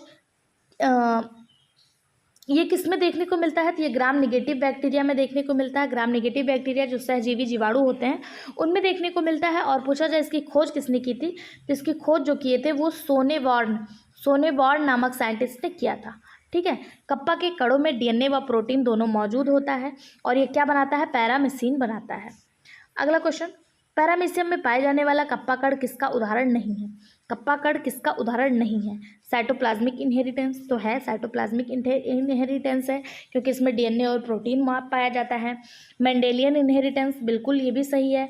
मैटरनल इनहेरिटेंस ये भी सही है। नॉन क्रोमोसोमल इनहेरिटेंस यही आपका गलत हो जाएगा और गलत होते हुए भी यही सही हो जाएगा क्योंकि पूछा है ये किसका उदाहरण नहीं है। तो मैंने आपको बताया टी.एम. सोनबर्ग ने ज्ञात किया था कि संयुग्मन के समय जीवित रहने वाले पैरामीशियम में स्वप्रकृत होती है यानी सेल्फ रिप्लिकेशन होता है और जो सेल्फ रिप्लिकेशन कण होते हैं इसमें डीएनए पाया जाता है और इसी को कप्पा पार्टिकल कहा जाता है। ये एक किरल स्ट्रेन होते हैं और क्या उत्पन्न करते हैं? पैरामीशिन उत्पन्न करते हैं। ठीक, ऑप्शन डी इसका सही जवाब हो जाएगा। ये करते क्या हैं, तो ऐसे एनिमल, ऐसे प्राणी जो कप्पा विहीन होते हैं उनकी मृत्यु के लिए ये रिस्पॉन्सिबल होते हैं। ये पैरामीशियम का कप्पा कण, कप्पा पार्टिकल नॉन क्रोमोसोमल वंशानुगत का उदाहरण नहीं है। ऑप्शन डी इसका सही जवाब हो जाएगा। अगला क्वेश्चन, पैरामीशियम में पैरामीशिन किस कण द्वारा उत्पन्न होता है? कप्पा, पाई, म्यू या फिर लैम्डा? पैरामीशियम में पैरामीशिन किस कण द्वारा उत्पन्न होता है? तो सही जवाब हो जाएगा ऑप्शन ए, कप्पा के द्वारा। किसके द्वारा? कप्पा के द्वारा। अभी हम लोगों ने देखा था, खोजा कौन था? सोनबर्ग नामक साइंटिस्ट ने खोजा था। ये साइटोप्लाज्मिक कणों के रूप में जाना जाता है। नेक्स्ट क्वेश्चन, पैरामीशियम के संयुग्मन हेतु निम्नलिखित दिए गए कथनों में से कौन सा सत्य है? तो पैरामीशियम का जब संयुग्मन होता है, पैरामीशियम का जब कॉन्जुगेशन होता है तो क्या होता है? Out of the 4 nuclei form 3 degenerate, यानी कि 4 न्यूक्लियाई का फॉर्मेशन होता है, 4 न्यूक्लियाई बनते हैं जिसमें से 3 क्या होते हैं? 3 जो है ये डीजेनरेट हो जाते हैं, केवल एक जो है वो आगे बढ़ता है। ये कब होता है? अर्धसूत्रीय विभाजन द्वारा। ठीक है, ऑप्शन सी इसका सही जवाब हो जाएगा। अगला क्वेश्चन, पैरामीशियम है, पैरामीशियम क्या है? अमोनोटेलिक, यूरियोटेलिक, यूरिकोटेलिक या इनमें से कोई नहीं?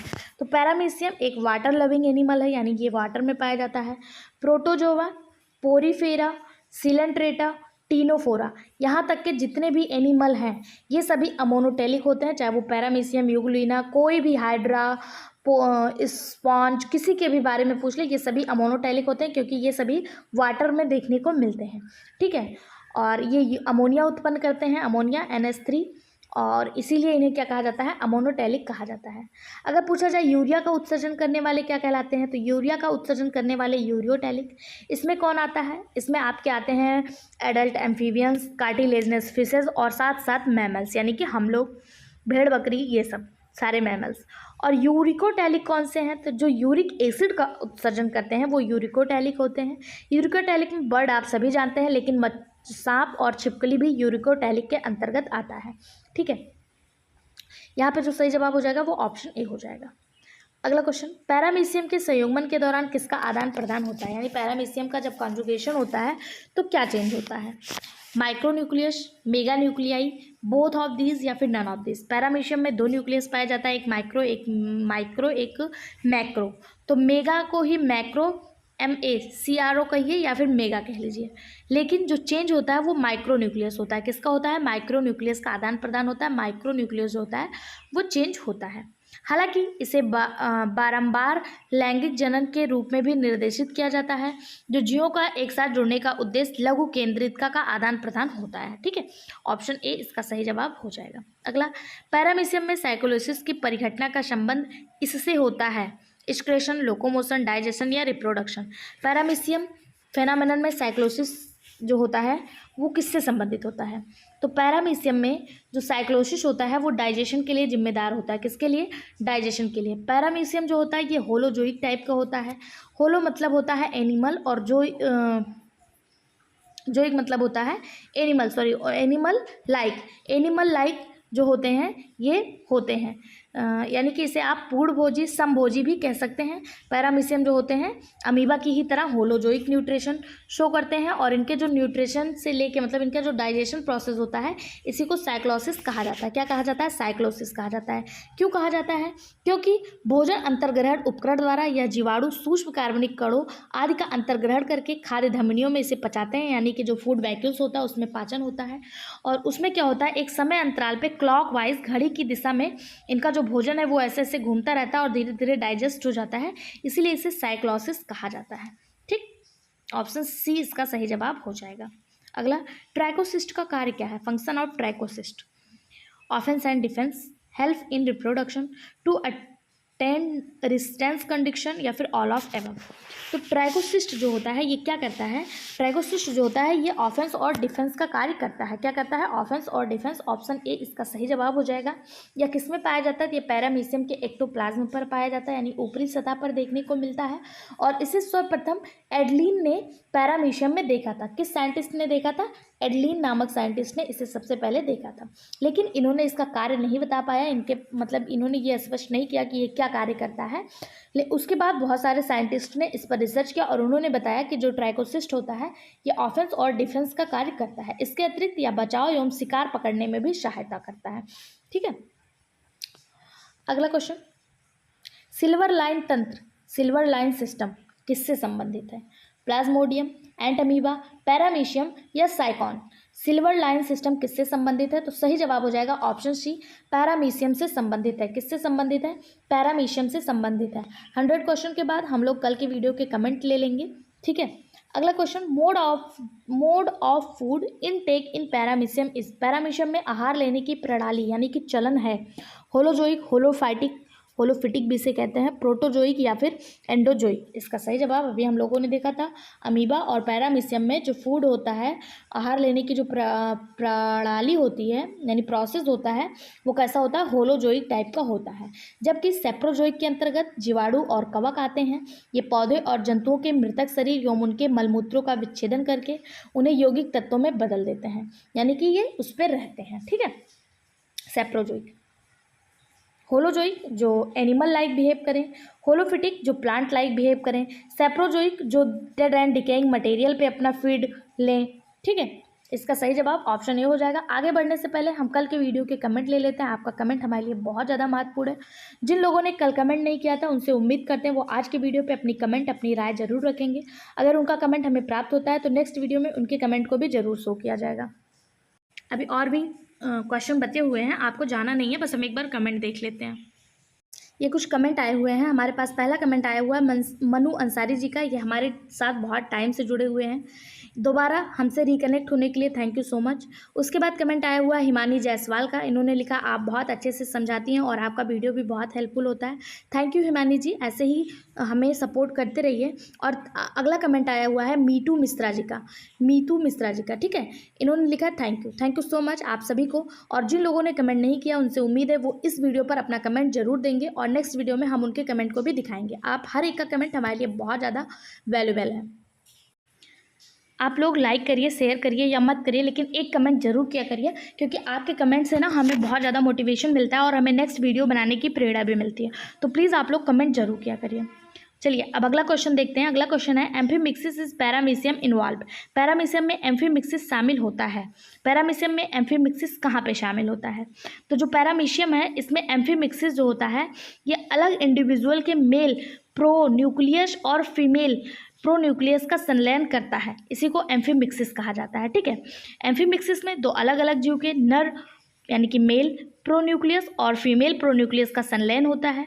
इसमें जाइगोट का केंद्रक द्विगुणित होता है और इसे एम्फीन्यूक्लियस कहा जाता है। यानी कि सिंपल भाषा में क्या कहा जा रहा है, एम्फीमिक्सिस प्रोसेस क्या है, तो मेल और फीमेल इन दोनों का जब प्रोन्यूक्लियस आपस में कनेक्ट होता है, संलयन होता है, तो क्या बनता है, जाइगोट बनता है। जाइगोट का केंद्रक जो होता है ये डिप्लॉयड होता है, और जो जाइगोट का केंद्रक होता है ये जब डिप्लॉयड होता है इसी को क्या कहते हैं, एम्फीन्यूक्लियस कहा जाता है। और ये जो प्रोसेस होता है इसी को एम्फीमिक्सिस कहा जाता है। ठीक है, तो ऑप्शन डी इसका सही जवाब हो जाएगा। एम्फीमिक्सिस और एम्फीन्यूक्लियस दोनों मैंने आपको बता दिया। अगर आपसे पूछ लिया जाए कि एम्फीन्यूक्लियस क्या है, तो एम्फीमिक्सिस प्रक्रिया के दौरान जो द्विगुणित यानी डिप्लॉयड जाइगोट का निर्माण होता है इसी को एम्फीन्यूक्लियस कहा जाता है।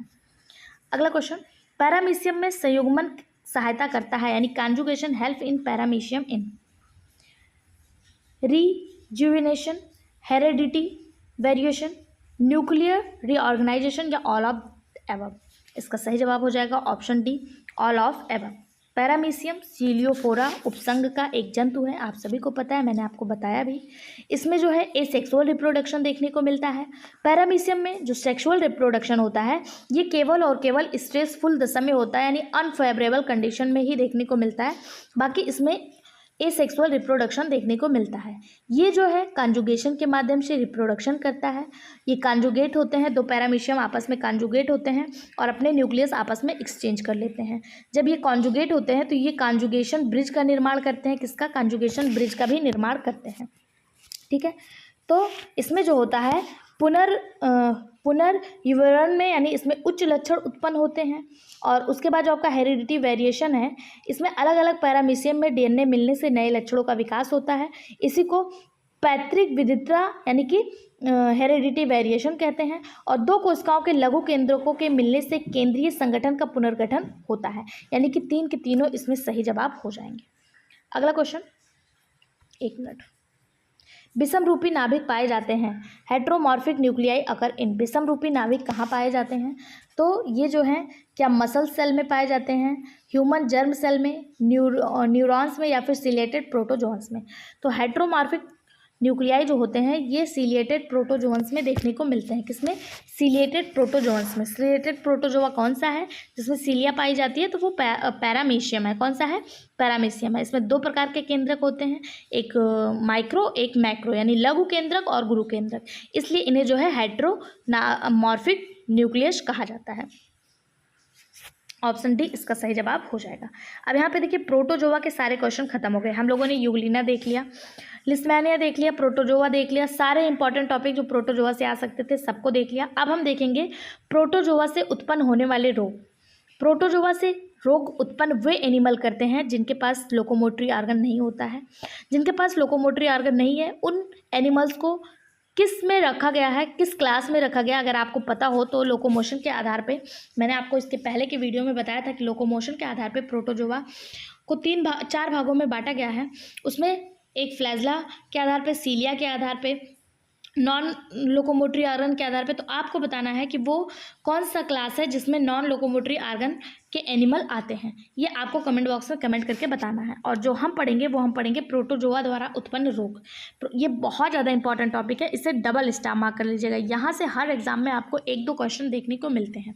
ठीक है, पहला क्वेश्चन है, जरायुजता प्रायः मिलती है, बीबी पैरेटी जनरली अकर्स इन। जरायुजता किस में देखने को मिलती है, बीबी पैरेटी किस में देखने को मिलती है। बीबी पैरेटी बाउचेरिया, एनसाइलोस्टोमा, एंटेरोवियम या फिर ट्राइक्यूरिस किस में देखने को मिलती है। तो इसका सही जवाब हो जाएगा ऑप्शन ए, बाउचेरिया। किसमें, बाउचेरिया। बात करें बाउचेरिया की तो ये हमेशा ओबीवीवी पैरस होता है। कैसा होता है, ओबीवीवी पैरस, यानी कि ये अंडे के साथ अल्प विकसित बच्चे को जन्म देता है या असंख्य नवजात को जन्म देता है, जिसमें माइक्रोफाइलेरिया कहते हैं। इसी को क्या कहते हैं, माइक्रोफाइलेरिया कहते हैं। बाउचेरिया के बच्चों को क्या कहते हैं, माइक्रोफाइलेरिया कहते हैं।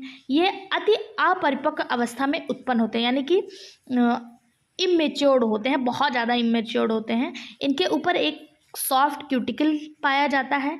फाइलेरिया एक दुर्बल संक्रामक उष्णकटिबंधीय विकार है जो गोल कृमि परजीवी बाउचेरिया बैनक्राफ्टी के कारण होता है।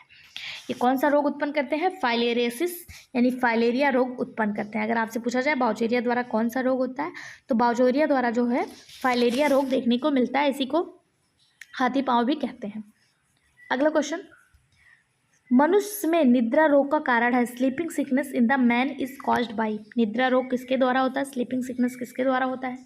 तो जो स्लीपिंग सिकनेस होता है, इसका जो वाहक होता है वो सीसी फ्लाई होता है। लेकिन आपसे वाहक नहीं पूछा है, आपसे वेक्टर पूछा है कि वेक्टर कौन सा होता है। तो वेक्टर होता है ट्रिपैनोसोमा। कौन सा होता है? ट्रिपैनोसोमा। ट्रिपैनोसोमा गैम्बियंस के द्वारा मनुष्य में निद्रा रोग यानी जिसे अफ्रीकन स्लीपिंग सिकनेस के नाम से जाना जाता है, क्योंकि ये जो बीमारी है ये अफ्रीका में ज़्यादातर देखने को मिलती है।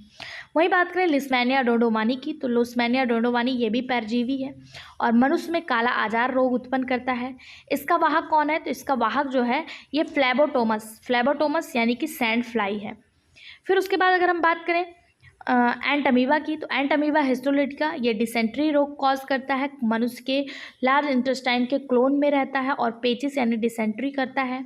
और प्लाज्मोडियम के द्वारा कौन सी बीमारी होती है? अगर आपको पता है तो बताइए, प्लाज्मोडियम जो है ये कौन सा रोग उत्पन्न करता है? प्लाज्मोडियम मलेरी, प्लाज्मोडियम, ये सब मैंने आपको बताया जब मैं प्लाज्मोडियम टॉपिक पढ़ा रही थी, तो इसके बारे में मैंने विस्तृत से आपको बताया। अब ये आपका होमवर्क क्वेश्चन है, इसका जवाब आपको देना है, ठीक है। प्लाज्मोडियम मलेरी के द्वारा कौन सा होता है? टर्सियन मलेरिया किसके द्वारा होता है? सारे जवाब आपको कमेंट बॉक्स में देने हैं। अगला क्वेश्चन, निम्नलिखित में से कौन अफ्रीकन निद्रा रोग का कारक है, यानी अफ्रीकन स्लीपिंग सिकनेस के लिए कौन जिम्मेदार है? तो मैंने बताया African sleeping sickness trypanosoma vector है, लेकिन यहाँ पे आपसे वाहक पूछ लिया, वाहक कौन सा है? तो वाहक जो है इसे ग्लोसिना पैल्पैलिस कहते हैं। ग्लोसिना पैल्पैलिस को ही सीसी फ्लाई के नाम से जाना जाता है। क्या? सीसी फ्लाई के नाम से जाना जाता है। लिस्मेनिया से क्या होता है? लिस्मेनिया से काला आजार होता है और इसका जो वाहक होता है वो कौन होता है? लिस्मेनिया का कौन होता है? सैंड फ्लाई यानी फ्लेबोटोमस होता है, ठीक है। ये लिस्मेनिया के लिए होता है। प्लाज्मोडियम के एनोफ्लीज होता है इसका वाहक प्लाज्मोडियम का। अगला क्वेश्चन, निम्नलिखित में से कौन ट्रिपैनोसोमा गैम्बियंस का रोग वाहक है? ट्रिपैनोसोमा गैम्बियंस का रोग वाहक कौन सा है? तो सही जवाब ऑप्शन बी ग्लोसिना पैल्पैलिस, अभी हम लोगों ने देखा, जिसी को सीसी फ्लाई के नाम से जाना जाता है। और इससे होता क्या है? अफ्रीकन स्लीपिंग सिकनेस होता है। अगला क्वेश्चन, ये आपका कॉलम बेस्ड क्वेश्चन है। कॉलम बेस्ड रीजन असम्पशन सारे कुछ जो अंजू मैम की न्यू वाली बुक आई है, जो अंजू मैम ने बुक लॉन्च किया, उसमें बहुत अच्छे से टॉपिक वाइज क्वेश्चन दिए हुए हैं। मैंने वो बुक ऑर्डर कर दिया है। वो बुक आपका 365 रुपये की है, सॉरी 650 रुपये की, यानी 650 यानी 650 रुपये की बुक है। अगर आपके पास ये बुक परचेज करने के पैसे नहीं हैं और आप इस बुक को पढ़ना चाहते हैं, आप अंजू मैम को जानते होंगे, अगर आप उनकी बुक को पढ़ना चाहते हैं तो आप कुछ दिन वेट कर लीजिए। जैसे वो बुक मेरे पास आ जाती है, जैसे डिलीवर्ड हो जाती है, मैं आपको उसके सारे इंपॉर्टेंट क्वेश्चन प्रोवाइड करवाऊंगी और साथ साथ उसका पीडीएफ भी टेलीग्राम चैनल पे आपको शेयर करूंगी। बस आप पेशेंस के साथ हमारे साथ जुड़े रहिए, चैनल को सब्सक्राइब कर लीजिएगा, ठीक है। देखते हैं इसमें क्या क्या दिया है। पहला दिया है ब्लड डिसेंट्री यानी रक्त पेचिश, फाइलेरिया, हाइड्रेटेड डिजीज और काला आजार। अगर आप में से ना, देखिए ऐसे क्वेश्चन आप एलिमिनेशन के माध्यम से भी कर सकते हैं। कैसे कर सकते हैं? अगर आपको इनमें से किसी के जवाब नहीं पता है, तो मैंने आपको कई बार बताया कि जो आपका काला आजार होता है, काला आजार ये किसके कारण होता है? ये मैंने आपको बताया, काला आजार लिस्मेनिया के कारण देखने को मिलता है। डी का 3 आप देखिए आपको किस ऑप्शन में दिख रहा है? ए में तो है नहीं, बी में है नहीं, सी में, केवल और केवल ऑप्शन सी में आपको काला आजार लिस्मेनिया डोडोमानी के कारण होता है देखने को मिल रहा है। बाकी ये 3 अगर आपको नहीं भी आ रहा है ना, तो भी आप एलिमिनेशन के माध्यम से ऐसे क्वेश्चन को कर सकते हैं, क्योंकि केवल ऑप्शन सी में ही दिया है कि डी का 3 होगा। बाकी हम और भी देख लेते हैं। ब्लड डिसेंट्री के लिए एंट अमीबा जिम्मेदार है, फाइलेरिया के लिए बाउचेरिया, हाइड्राइड रोग के लिए इकाइनोकोकस और काला आजार के लिए लिस्मेनिया रिस्पॉन्सिबल होता है। ये इसका सही जवाब हो जाएगा ऑप्शन सी। निम्नलिखित में से कौन आर्थ का ग्रैंड ओल्ड मैन कहलाता है, यानी कि grand old man of intestine के नाम से जाना जाता है? Very very very important question, इसे स्टार मार्क करिएगा। Grand old man of intestine के नाम से किसे जाना जाता है? टीनिया सोलियम, टीनिया सैगिनाटा, जियार्डिया या एंट अमीबा हिस्टोलिटिका? तो इसका सही जवाब हो जाएगा ऑप्शन सी जियार्डिया। जैसा कि आपको पता है कि इस बार आपका टीजीटी पीजीटी में जीएस भी लागू हो गया है। जीएस का सिलेबस हमारे इसी चैनल पे अपलोड कर दिया गया, आप चाहें तो उसे देख सकते हैं। और अगर आप कहेंगे तो बहुत जल्द हम आपके लिए टीजीटी के सिलेबस भी लेकर आने वाले हैं कि टीजीटी में कौन से टॉपिक पूछे जाएंगे, कहाँ से क्वेश्चन आएंगे, और वो सारी चीज़ें हम आपके लिए लेकर टीजीटी का सिलेबस भी लेकर आएंगे। लेकिन अगर आप जीएस की तैयारी करना चाहते हैं तो हमारे इसी चैनल पर अभिषेक सर द्वारा बीपीएससी तैयारी के लिए जीएस करवाया जा रहा है। और जीएस आपको पता है कि हमेशा एक ही होता है। इतिहास अगर आप पढ़ रहे हैं, ज्योग्राफी अगर आप पढ़ रहे हैं तो वो चेंज नहीं होगा। हिस्ट्री कभी चेंज नहीं होगी, ज्योग्राफी चेंज नहीं होगी, बहुत रेयर ही चेंज होती है। तो आपके लिए वो सारी चीज़ें बहुत ज़्यादा हेल्पफुल करेंगे। तो आप चाहें तो उस क्लास को भी जीएस के लिए देख सकते हैं, ठीक है। जीएस से ही एक क्वेश्चन आपसे पूछ लेते हैं। जिस तरह great old man of intestine के नाम से जाना जाता है आपका किसको, जियार्डिया को, उसी तरह अगर आपसे पूछा जाए ग्रेट ओल्ड मैन के नाम से किसे जाना जाता है जीएस में, ग्रेट ओल्ड मैन के नाम से जीएस में किसे जाना जाता है, अगर आपको पता है तो कमेंट बॉक्स में जरूर बताइएगा, ठीक है। अगला क्वेश्चन, एग्यू फीवर यानी कि कंप ज्वर, जूड़ी लेके जो ज्वर आता है, जो बुखार होता है, वो किसके कारण होता है? सिस्टोमा मैंसोनी, प्लाज्मोडियम वाइवेक्स, बुचेरिया या लिस्मेनिया डोडोवानी। जो कंपन लेके, जूड़ी लेके जो हमें बुखार होता है वो किसके कारण होता है? तो सही जवाब हो जाएगा ऑप्शन बी, प्लाज्मोडियम वाइवेक्स के द्वारा। इसे एगू फीवर कहा जाता है और ये किसके द्वारा होता है? प्लाज्मोडियम वाइवेक्स के द्वारा होता है, ठीक है। ऑप्शन बी इसका सही जवाब हो जाएगा।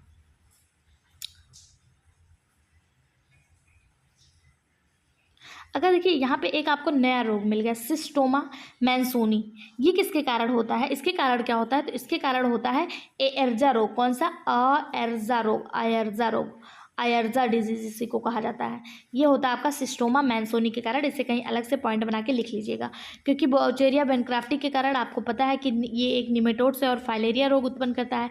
लिस्मेनिया डोडोवानी जो है ये काला आजार उत्पन्न करता है। ये आप कई बार पढ़ते हैं, लेकिन यहाँ पे ये वाला नाम आपको कुछ नया देखने को मिला है। इसको आप अलग से पॉइंट बना लीजिएगा। सिस्टोमा मैंसोनी के कारण आयर्जा रोग देखने को मिलता है, ठीक। अगला क्वेश्चन, निम्नलिखित में से गलत सुमेल को छाटिए, यानी कि इनमें से कौन सा गलत है? एंडोमिक्सिस की परिघटना जो है क्या वो पैरामीशियम में देखने को मिलती है? बिल्कुल। एंडोमिक्सिस कहाँ देखने को मिलती है? पैरामीशियम में। यूग्लिना मिक्सोट्रॉपिक न्यूट्रिशन शो करता है? बिल्कुल, यूग्लिना में मिक्सोट्रॉपिक न्यूट्रिशन होता है। यूग्लिना को एनिमल और प्लांट के बीच की कनेक्टिव लिंक कहा जाता है, क्योंकि यह एनिमल लाइक बिहेव भी करता है और प्लांट लाइक भी बिहेव करता है, यानी कि ये मिक्सोट्रॉपिक न्यूट्रिशन शो करता है। मोनोसिस्टिस स्लीपिंग सिकनेस कॉज करता है? बिल्कुल नहीं। स्लीपिंग सिकनेस कौन कॉज करता है? आप बताइए। स्लीपिंग सिकनेस मैंने कई बार आपको बताया, स्लीपिंग सिकनेस कौन कॉज करता है? तो ट्रिप्नोसोमा गैम्बियंस जो है ये स्लीपिंग सिकनेस कॉज करता है, ना कि मोनोसिस्टिस, ठीक है। और हाइड्रा निमेटोड से, ये बिल्कुल सही बात है। तो इसका जो सही जवाब हो जाएगा, गलत कौन सा है? तो गलत है आपका ऑप्शन सी। गलत कौन सा है? ऑप्शन सी, ठीक। नेक्स्ट क्वेश्चन, डेंगू बुखार, डेंगू फीवर किस मच्छर के काटने से आता है? तो इसका सही जवाब क्या है? क्यूलेक्स, एडीज, एनोफ्लीज या फिर मैनसोमी सॉरी। तो डेंगू मच्छर जो होता है, डेंगू बुखार जो होता है, ये एडीज मच्छर के काटने से होता है। किसके कारण? एडीज मच्छर के काटने से होता है। और इसमें क्या होता है? बुखार 102 से 103 फ़ारेनहाइट तक पहुंच जाता है। 102 से 103 फ़ारेनहाइट तक क्या होता है? बुखार जो है इसमें आम बात होती है। इसमें हड्डियों में दर्द होता है, ग्रंथियों में सूजन आ जाता है, स्किन पर रेड रैसेस दिखाई देने लगते हैं, यानी लाल चकत्ते पड़ने लगते हैं। और ये किसके लक्षण होते हैं? डेंगू फीवर के। और ये किसके कारण होते हैं? एडीज मच्छर के कारण फैलते हैं। अगला क्वेश्चन, निम्नलिखित में से कौन सी बीमारी जो मनुष्यों में मादा क्यूलेक्स मच्छर से संचारित नहीं होती है? ध्यान दीजिएगा, यहाँ पे पूछा जा रहा है नहीं होती है। तो अभी हम लोगों ने देखा जो डेंगू फीवर है ये एडीज मच्छर के काटने से होता है। अगर ये एडीज मच्छर के काटने से होगा तो ये क्यूलेक्स से तो होगा नहीं, तो किससे होगा? एडीज से होगा। तो यही इसका सही जवाब हो जाएगा। बाकी एलिफेंटियासिस, येलो फीवर और एन्सेफ्लाइटिस ये किसके कारण होता है? क्यूलेक्स मच्छर के काटने से होता है। किसके? क्यूलेक्स मच्छर, फीमेल क्यूलेक्स के काटने से होता है। अगला, निम्नलिखित में से कौन सा कीड़ा है जो चागास रोग को संचारित करता है, यानी चागास डिजीज को फैलाता है? चागास डिजीज को फैलाने वाला कौन सा है? तो गैल्सियोना, फ्लेबोटोमस, ट्राइटोमा या फिर मस्का। तो इसका सही जवाब हो जाएगा चागास को फैलाने वाला ट्राइटोमा है। कौन है? ट्राइटोमा द्वारा फैलाया जाता है। ट्राइटोमा बग के द्वारा चागास डिजीज जो है वो फैलता है। ऑप्शन सी इसका सही जवाब हो जाएगा। सीसी फ्लाई फ्लेबोटोमस को कहते हैं और इसके द्वारा ट्रिपैनोसोमा नामक प्रोटोजोआ का वाहक होता है ये, और इसे क्या कहते हैं? सीसी फ्लाई कहते हैं। मस्का डोमेस्टिका, इसको घरेलू मक्खी आप सभी जानते होंगे। ग्लोसिना पॉलपेलिस ये सैंड फ्लाई होता है। अगला question, yellow fever is transmitted by, yellow fever किसके द्वारा होता है? Female culex, female anopheles, female aedes या फिर हाउस फ्लाई। येलो फीवर किसके कारण होता है? तो इसका सही जवाब हो जाएगा येलो फीवर जो होता है ये फीमेल एडीज मच्छर के काटने से होता है। किसके कारण? Female Aedes. येलो फीवर जिसे पीत ज्वर कहते हैं, इसका ट्रांसमिशन मादा एडीज एजिप्टी द्वारा होता है। यह एक वायरल बीमारी है। पीत ज्वर को डेंगू बुखार भी कहा जाता है। ठीक है, येलो फीवर को ही क्या कहते हैं, डेंगू बुखार कहते हैं। अगर येलो फीवर को ही डेंगू बुखार कहते हैं तो इस हिसाब से ये वाला क्वेश्चन का जो जवाब हो जाएगा वो ये दोनों हो जाएंगे। ठीक है, यहाँ पे ये गलत दिया हुआ है। अगला क्वेश्चन, चतुर्थ मलेरिया का कारण क्या है? क्वार्टर मलेरिया स्क्वाड वाई। क्वार्टर मलेरिया के द्वारा क्वार्टर मलेरिया किसके द्वारा होता है? Plasmodium vivax, Plasmodium malariae, Plasmodium ovale या फिर प्लाज्मोडियम फैल्सीफेरम। किसके कारण होता है? तो क्वार्टर मलेरिया जो होता है ये प्लाज्मोडियम मैलेरियाई के द्वारा होता है। ऑप्शन बी इसका सही जवाब हो जाएगा। वही अगर आपसे पूछ ले प्लाज्मोडियम वाइवेक्स से क्या होता है, तो वाइवेक्स मलेरिया होता है। प्लाज्मोडियम ओवेल से क्या होता है, तो ओवेल या माइल्ड या टर्सियन मलेरिया इसी को कहा जाता है। और अगर आपसे पूछ ले प्लाज्मोडियम फैल्सीफेरम से क्या होता है, तो एस्टिबो आर्टुनमल मलेरिया प्लाज्मोडियम फैल्सीफेरम से होता है। इसका सही जवाब ऑप्शन बी हो जाएगा। अगला, हाथी पांव नामक रोग होता है यानी एलिफेंटियासिस डिजीज किसके कारण होता है, यानी इसका वाहक कौन सा होता है? तो एलिफेंटियासिस डिजीज जो होता है ये बाउचेरिया बेनक्राफ्टी द्वारा होता है और इसका जो वाहक होता है वो होता है क्यूलेक्स मच्छर। क्या होता है? संक्रमित यानी इन्फेक्टेड क्यूलेक्स मच्छर। ऑप्शन सी इसका सही जवाब हो जाएगा। और ये किसके द्वारा होता है? ये बाउचेरिया बेनक्राफ्टी द्वारा होता है। इसी को एलिफेंटियासिस या फिर इसी को फाइलेरिया रोग भी कहते हैं। अगला क्वेश्चन, दिए गए कथनों में से कौन सा हानिकारक कीड़ों के बारे में सत्य है? कौन सा इसमें से सत्य है वो बताना है। पहला है सीसी फ्लाई काला आजार। सीसी फ्लाई क्या काला आजार फैलाती है? तो सीसी फ्लाई स्लीपिंग सिकनेस फैलाती है, पहला गलत हो गया। Sand fly spread sleeping sickness. Sand fly क्या स्लीपिंग सिकनेस फैलाती? बिल्कुल नहीं। सैंड फ्लाई क्या फैलाती है? काला आजार फैलाती है। यानी ये दोनों अपोजिट दे दिए, ये इसका दे दिया, ये इसका दे दिया, ये दोनों गलत हो गया। तीसरा दिया है आपका ट्राइकोनिम्फा एक सहजीवी प्रोटोजोआ है जो दीमक के आंत में पाया जाता है। Very very very important, mark करिएगा इसे, स्टार मार्क करिएगा, यही सही है आपका और ये बहुत ज़्यादा इंपॉर्टेंट है। ट्राइकोनिम्फा के बारे में एग्जाम में पूछा जाता है और एग्जाम में आया भी है कि ट्राइकोनिम्फा जो एक प्रोटोजोआ है ये कहाँ पे सहजीवी संबंध दर्शाता है, तो ये दीमक के आंत में दर्शाता है। कहाँ पे? दीमक के आंत में, जहाँ पे ये सेलुलोज डाइजेशन का कार्य करता है। ठीक है, ऑप्शन सी इसका सही जवाब हो जाएगा। और वहीं पे पेडिकुलस ह्यूमेनस कार्पोसिस्ट एक एक्टोपैरासाइट है। ठीक है, ये एंडो नहीं है, कैसा है? एक्टो है। तो सही जवाब ऑप्शन सी हो जाएगा। अगला, बाउचोरिया के द्वारा फाइलेरेसिस किस कारण से होता है? वह है फाइलेरेसिस, जब बाउचोरिया के द्वारा फाइलेरेसिस नामक यानी क्या बोलते हैं एलिफेंटेसिस यानी हाथी पाँव नामक बीमारी होती है, वो किसके कारण होती है? तो लसिका ग्रंथियों में अवरोध हो जाता है, रक्त कोश का अवरोध हो जाता है, सिराओं में अवरोध हो जाता है या धमनियों में अवरोध हो जाता है। तो इसका सही जवाब हो जाएगा जो लिम्फेटिक सिस्टम होता है, लिम्फेटिक ग्लैंड होता है, इसमें जो है ब्लॉकेज देखने को मिलता है। इस कारण जो है फाइलेरेसिस या फिर एलिफेंटेसिस रोग होता है। और इसका फैलाता कौन है? बाउचेरिया बेनक्राफ्टी द्वारा होता है। और इसका वाहक क्या होता है? क्यूलेक्स मच्छर होता है। कौन सा होता है? क्यूलेक्स मच्छर होता है। अगर पूछा जाए जो क्यूलेक्स मच्छर होता है इसके कितने होस्ट होते हैं, तो ये 2 होस्ट, इसका ये अपना जीवन चक्र 2 होस्ट पे पूरा करता है। पहला जो है वो कौन सा होता है, दूसरा कौन सा होता है? अगर आपको पता है तो कमेंट बॉक्स में हमें बताइएगा। अगला क्वेश्चन, सैंड फ्लाई किस रोग के रोगाणुओं को फैलाता है? यानी कि सैंड फ्लाई किसके द्वारा फैलता, सैंड फ्लाई के द्वारा क्या फैलता है? तो सैंड फ्लाई काला आजार फैलाने का कार्य करता है, अभी मैंने आपको बताया। ऑप्शन ए इसका सही जवाब हो जाएगा। सैंड फ्लाई का साइंटिफिक नेम क्या है? कई बार बता चुकी हूँ, अगर याद हो तो कमेंट बॉक्स में टाइप करिए। कमेंट बॉक्स में टाइप करने से आपका भी एक्टिवेशन हमारे साथ बना रहता है और आप भी जो चीज़ें एक बार टाइप कर देते हैं या लिख देते हैं वो चीज़ें भूलती नहीं हैं और हमें भी लगता है कि हाँ आप हमारे पूछे गए क्वेश्चन का जवाब दे रहे हैं, यानी आप कॉन्सेंट्रेट होकर देख रहे हैं और हमारी मेहनत सार्थक हो रही है। तो हम आपके लिए अगली बार और उत्साह से और मोटिवेशन के साथ नया वीडियो लाने का प्रयास करेंगे और ज़्यादा जानकारी के साथ लाएंगे। तो प्लीज़ आप लोग भी हमें सपोर्ट करिए, सहयोग करिए कमेंट बॉक्स के माध्यम से। अगला क्वेश्चन, काला आजार का संचार करता है, काला आजार को कौन फैलाता है?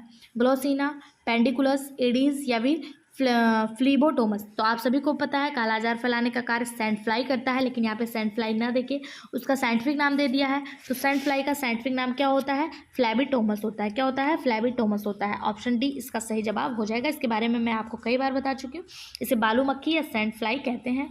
ठीक है, और ये लिस्मैनिया डोनोवनी नामक प्रोटोजोआ के द्वारा फैलता है। अगला, काला आजार होता है तो काला आजार किसके द्वारा होता है? लिस्मैनिया डोनोवनी। ऑप्शन ए इसका सही जवाब हो जाएगा। नेक्स्ट क्वेश्चन, ग्लेसुयोना पैल्पेलिस किसका जंतु वैज्ञानिक नाम है, यानी कि यहाँ पे जूलॉजिकल नेम पूछा जा रहा है। ग्लोसिना पैल्पेलिस किसका है, तो हम सभी को पता है ग्लोसिना पैल्पेलिस सीसी फ्लाई का साइंटिफिक नेम है। और ये फैलाता क्या है, तो ये आपका स्लीपिंग सिकनेस फैलाता है। क्या फैलाता है, स्लीपिंग सिकनेस फैलाता है।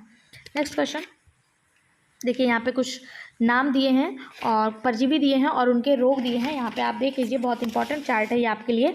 ट्रिपनोसोमा गैम्बियेसिस, ये कौन सा रोग फैलाता है, ट्रिपनोसोमा गैम्बियेसिस, तो ये जो है स्लीपिंग सिकनेस फैलाता है। और इसका वाहक जो होता है, इसका जो वेक्टर होता है वो क्या होता है, ग्लोसिनिया होता है, ग्लोसिनिया पैल्पेलिस होता है, जिसे सीसी फ्लाई कहते हैं। और ट्रिपनोसोमा क्रूजी जो होता है ये चागास डिजीज कॉज करता है। और किसिंग बग इसका वेक्टर होता है, क्या होता है, किसिंग बग। और लिस्मेनिया डोडोवानी काला आजार करता है, इसे डमडम फीवर भी कहा जाता है। सैंड फ्लाई यानी फ्लेबोटोमस के द्वारा ये फैलता है, ठीक। और इसका जो है ये चार्ट आप कहीं अलग से बना के लिख लीजिए, बहुत इंपॉर्टेंट है। अगला, माइक्रोफाइलेरियाई रात में निवास करते हैं। माइक्रोफाइलेरियाई जो हैं वो नाइट के टाइम कहाँ पे रहते हैं, peripheral vessels, deep seated blood vessels, only veins या फिर मेजेंट्रिक वेन्स, ये कहाँ पे होते हैं, तो इसका सही जवाब हो जाएगा ऑप्शन ए, पेरिफेरल वेसल्स। माइक्रोफाइलेरियाई जो हैं ये रात में परिधीय वाहिकाओं यानी पेरिफेरल वेसल्स में पाए जाते हैं। अगर पूछा जाए ये दिन में कहाँ होते हैं, तो दिन में ये डीप सीटेड ब्लड वेसल्स में देखने को मिलते हैं। और रात में कहाँ होते हैं, पेरिफेरल वेसल्स में देखने को मिलते हैं। रात के वक्त इनके जो प्रसार की संभावना है वो बहुत अत्यधिक हो जाती है, ठीक है। ऑप्शन ए इसका सही जवाब हो जाएगा, रात में यहाँ और दिन में डीप सीटेड ब्लड वेसल्स में। अगला, Which of the following cause filariasis in man? निम्नलिखित में से कौन सा मनुष्य में हाथी पाँव यानी फाइलेरियासिस नामक रोग उत्पन्न करता है, तो इसका सही जवाब ऑप्शन है बाउचेरिया बेनक्राफ्टी, ये हाथी पाँव यानी फाइलेरियासिस नामक रोग उत्पन्न करता है। यह एक उष्णकटिबंधीय परजीवी है जो लिम्फ नोड और लसिका वाहिकाओं को यानी कि लिम्फ नोड और लिम्फ वेसल्स को प्रभावित करता है। इसमें होता क्या है, तो इसमें पैर में सूजन आ जाती है, जलन होने लगता है, बुखार होने लगता है, ये सारी चीज़ें इसमें देखने को मिलती है। और ये किस वाहक, इसका वाहक क्या है, इसका वेक्टर क्या है बाउचेरिया बेनक्राफ्टी का, आप बताइए इसका वेक्टर क्या है। मैं बहुत बार बता चुकी हूँ और ये आज का लास्ट क्वेश्चन है, इसका जवाब आप सभी को देना है। अगर आप लोग इसका जवाब देते हैं तो नेक्स्ट वीडियो में आपके नाम के साथ आपके कमेंट को जरूर दिखाया जाएगा। ये आज का लास्ट क्वेश्चन था। इसके बाद अगला हमारा जो टॉपिक होगा वो पोरीफेरा होगा। जिस तरह हम लोगों ने प्रोटोजोआ को एक साथ पढ़ लिया, उसी तरह थोड़ा सा बीच में नेटवर्क इशू आ गया था और वीडियो आपका 2 भागों में बट गया, थोड़ा सा ज्वाइंट नहीं हो पा रहा था, उसके लिए हम क्षमा प्रार्थी हैं। लेकिन अब हम पोरीफेरा को एक ही साथ देखेंगे, ठीक है। पोरीफेरा के जितने भी क्वेश्चन हैं उनको एक साथ देखेंगे। इसी तरह सिलेंट्रेटा यानी निडारिया के जितने क्वेश्चन होंगे एक साथ देखेंगे। तो आप हम टॉपिक वाइज जो है सारे क्वेश्चन पढ़ेंगे एक वीडियो में, चाहे वो जितना भी टाइम लग जाए। बस आप हमारे साथ जुड़े रहिए और जैसे ही अंजू मैम की बुक आ जाती है वो भी उसका भी वीडियो हम आपको प्रोवाइड करवाने लगेंगे, ठीक है। वीडियो कैसा लगा कमेंट बॉक्स में जरूर बताएं, लास्ट क्वेश्चन का जवाब जरूर दें। Thank you.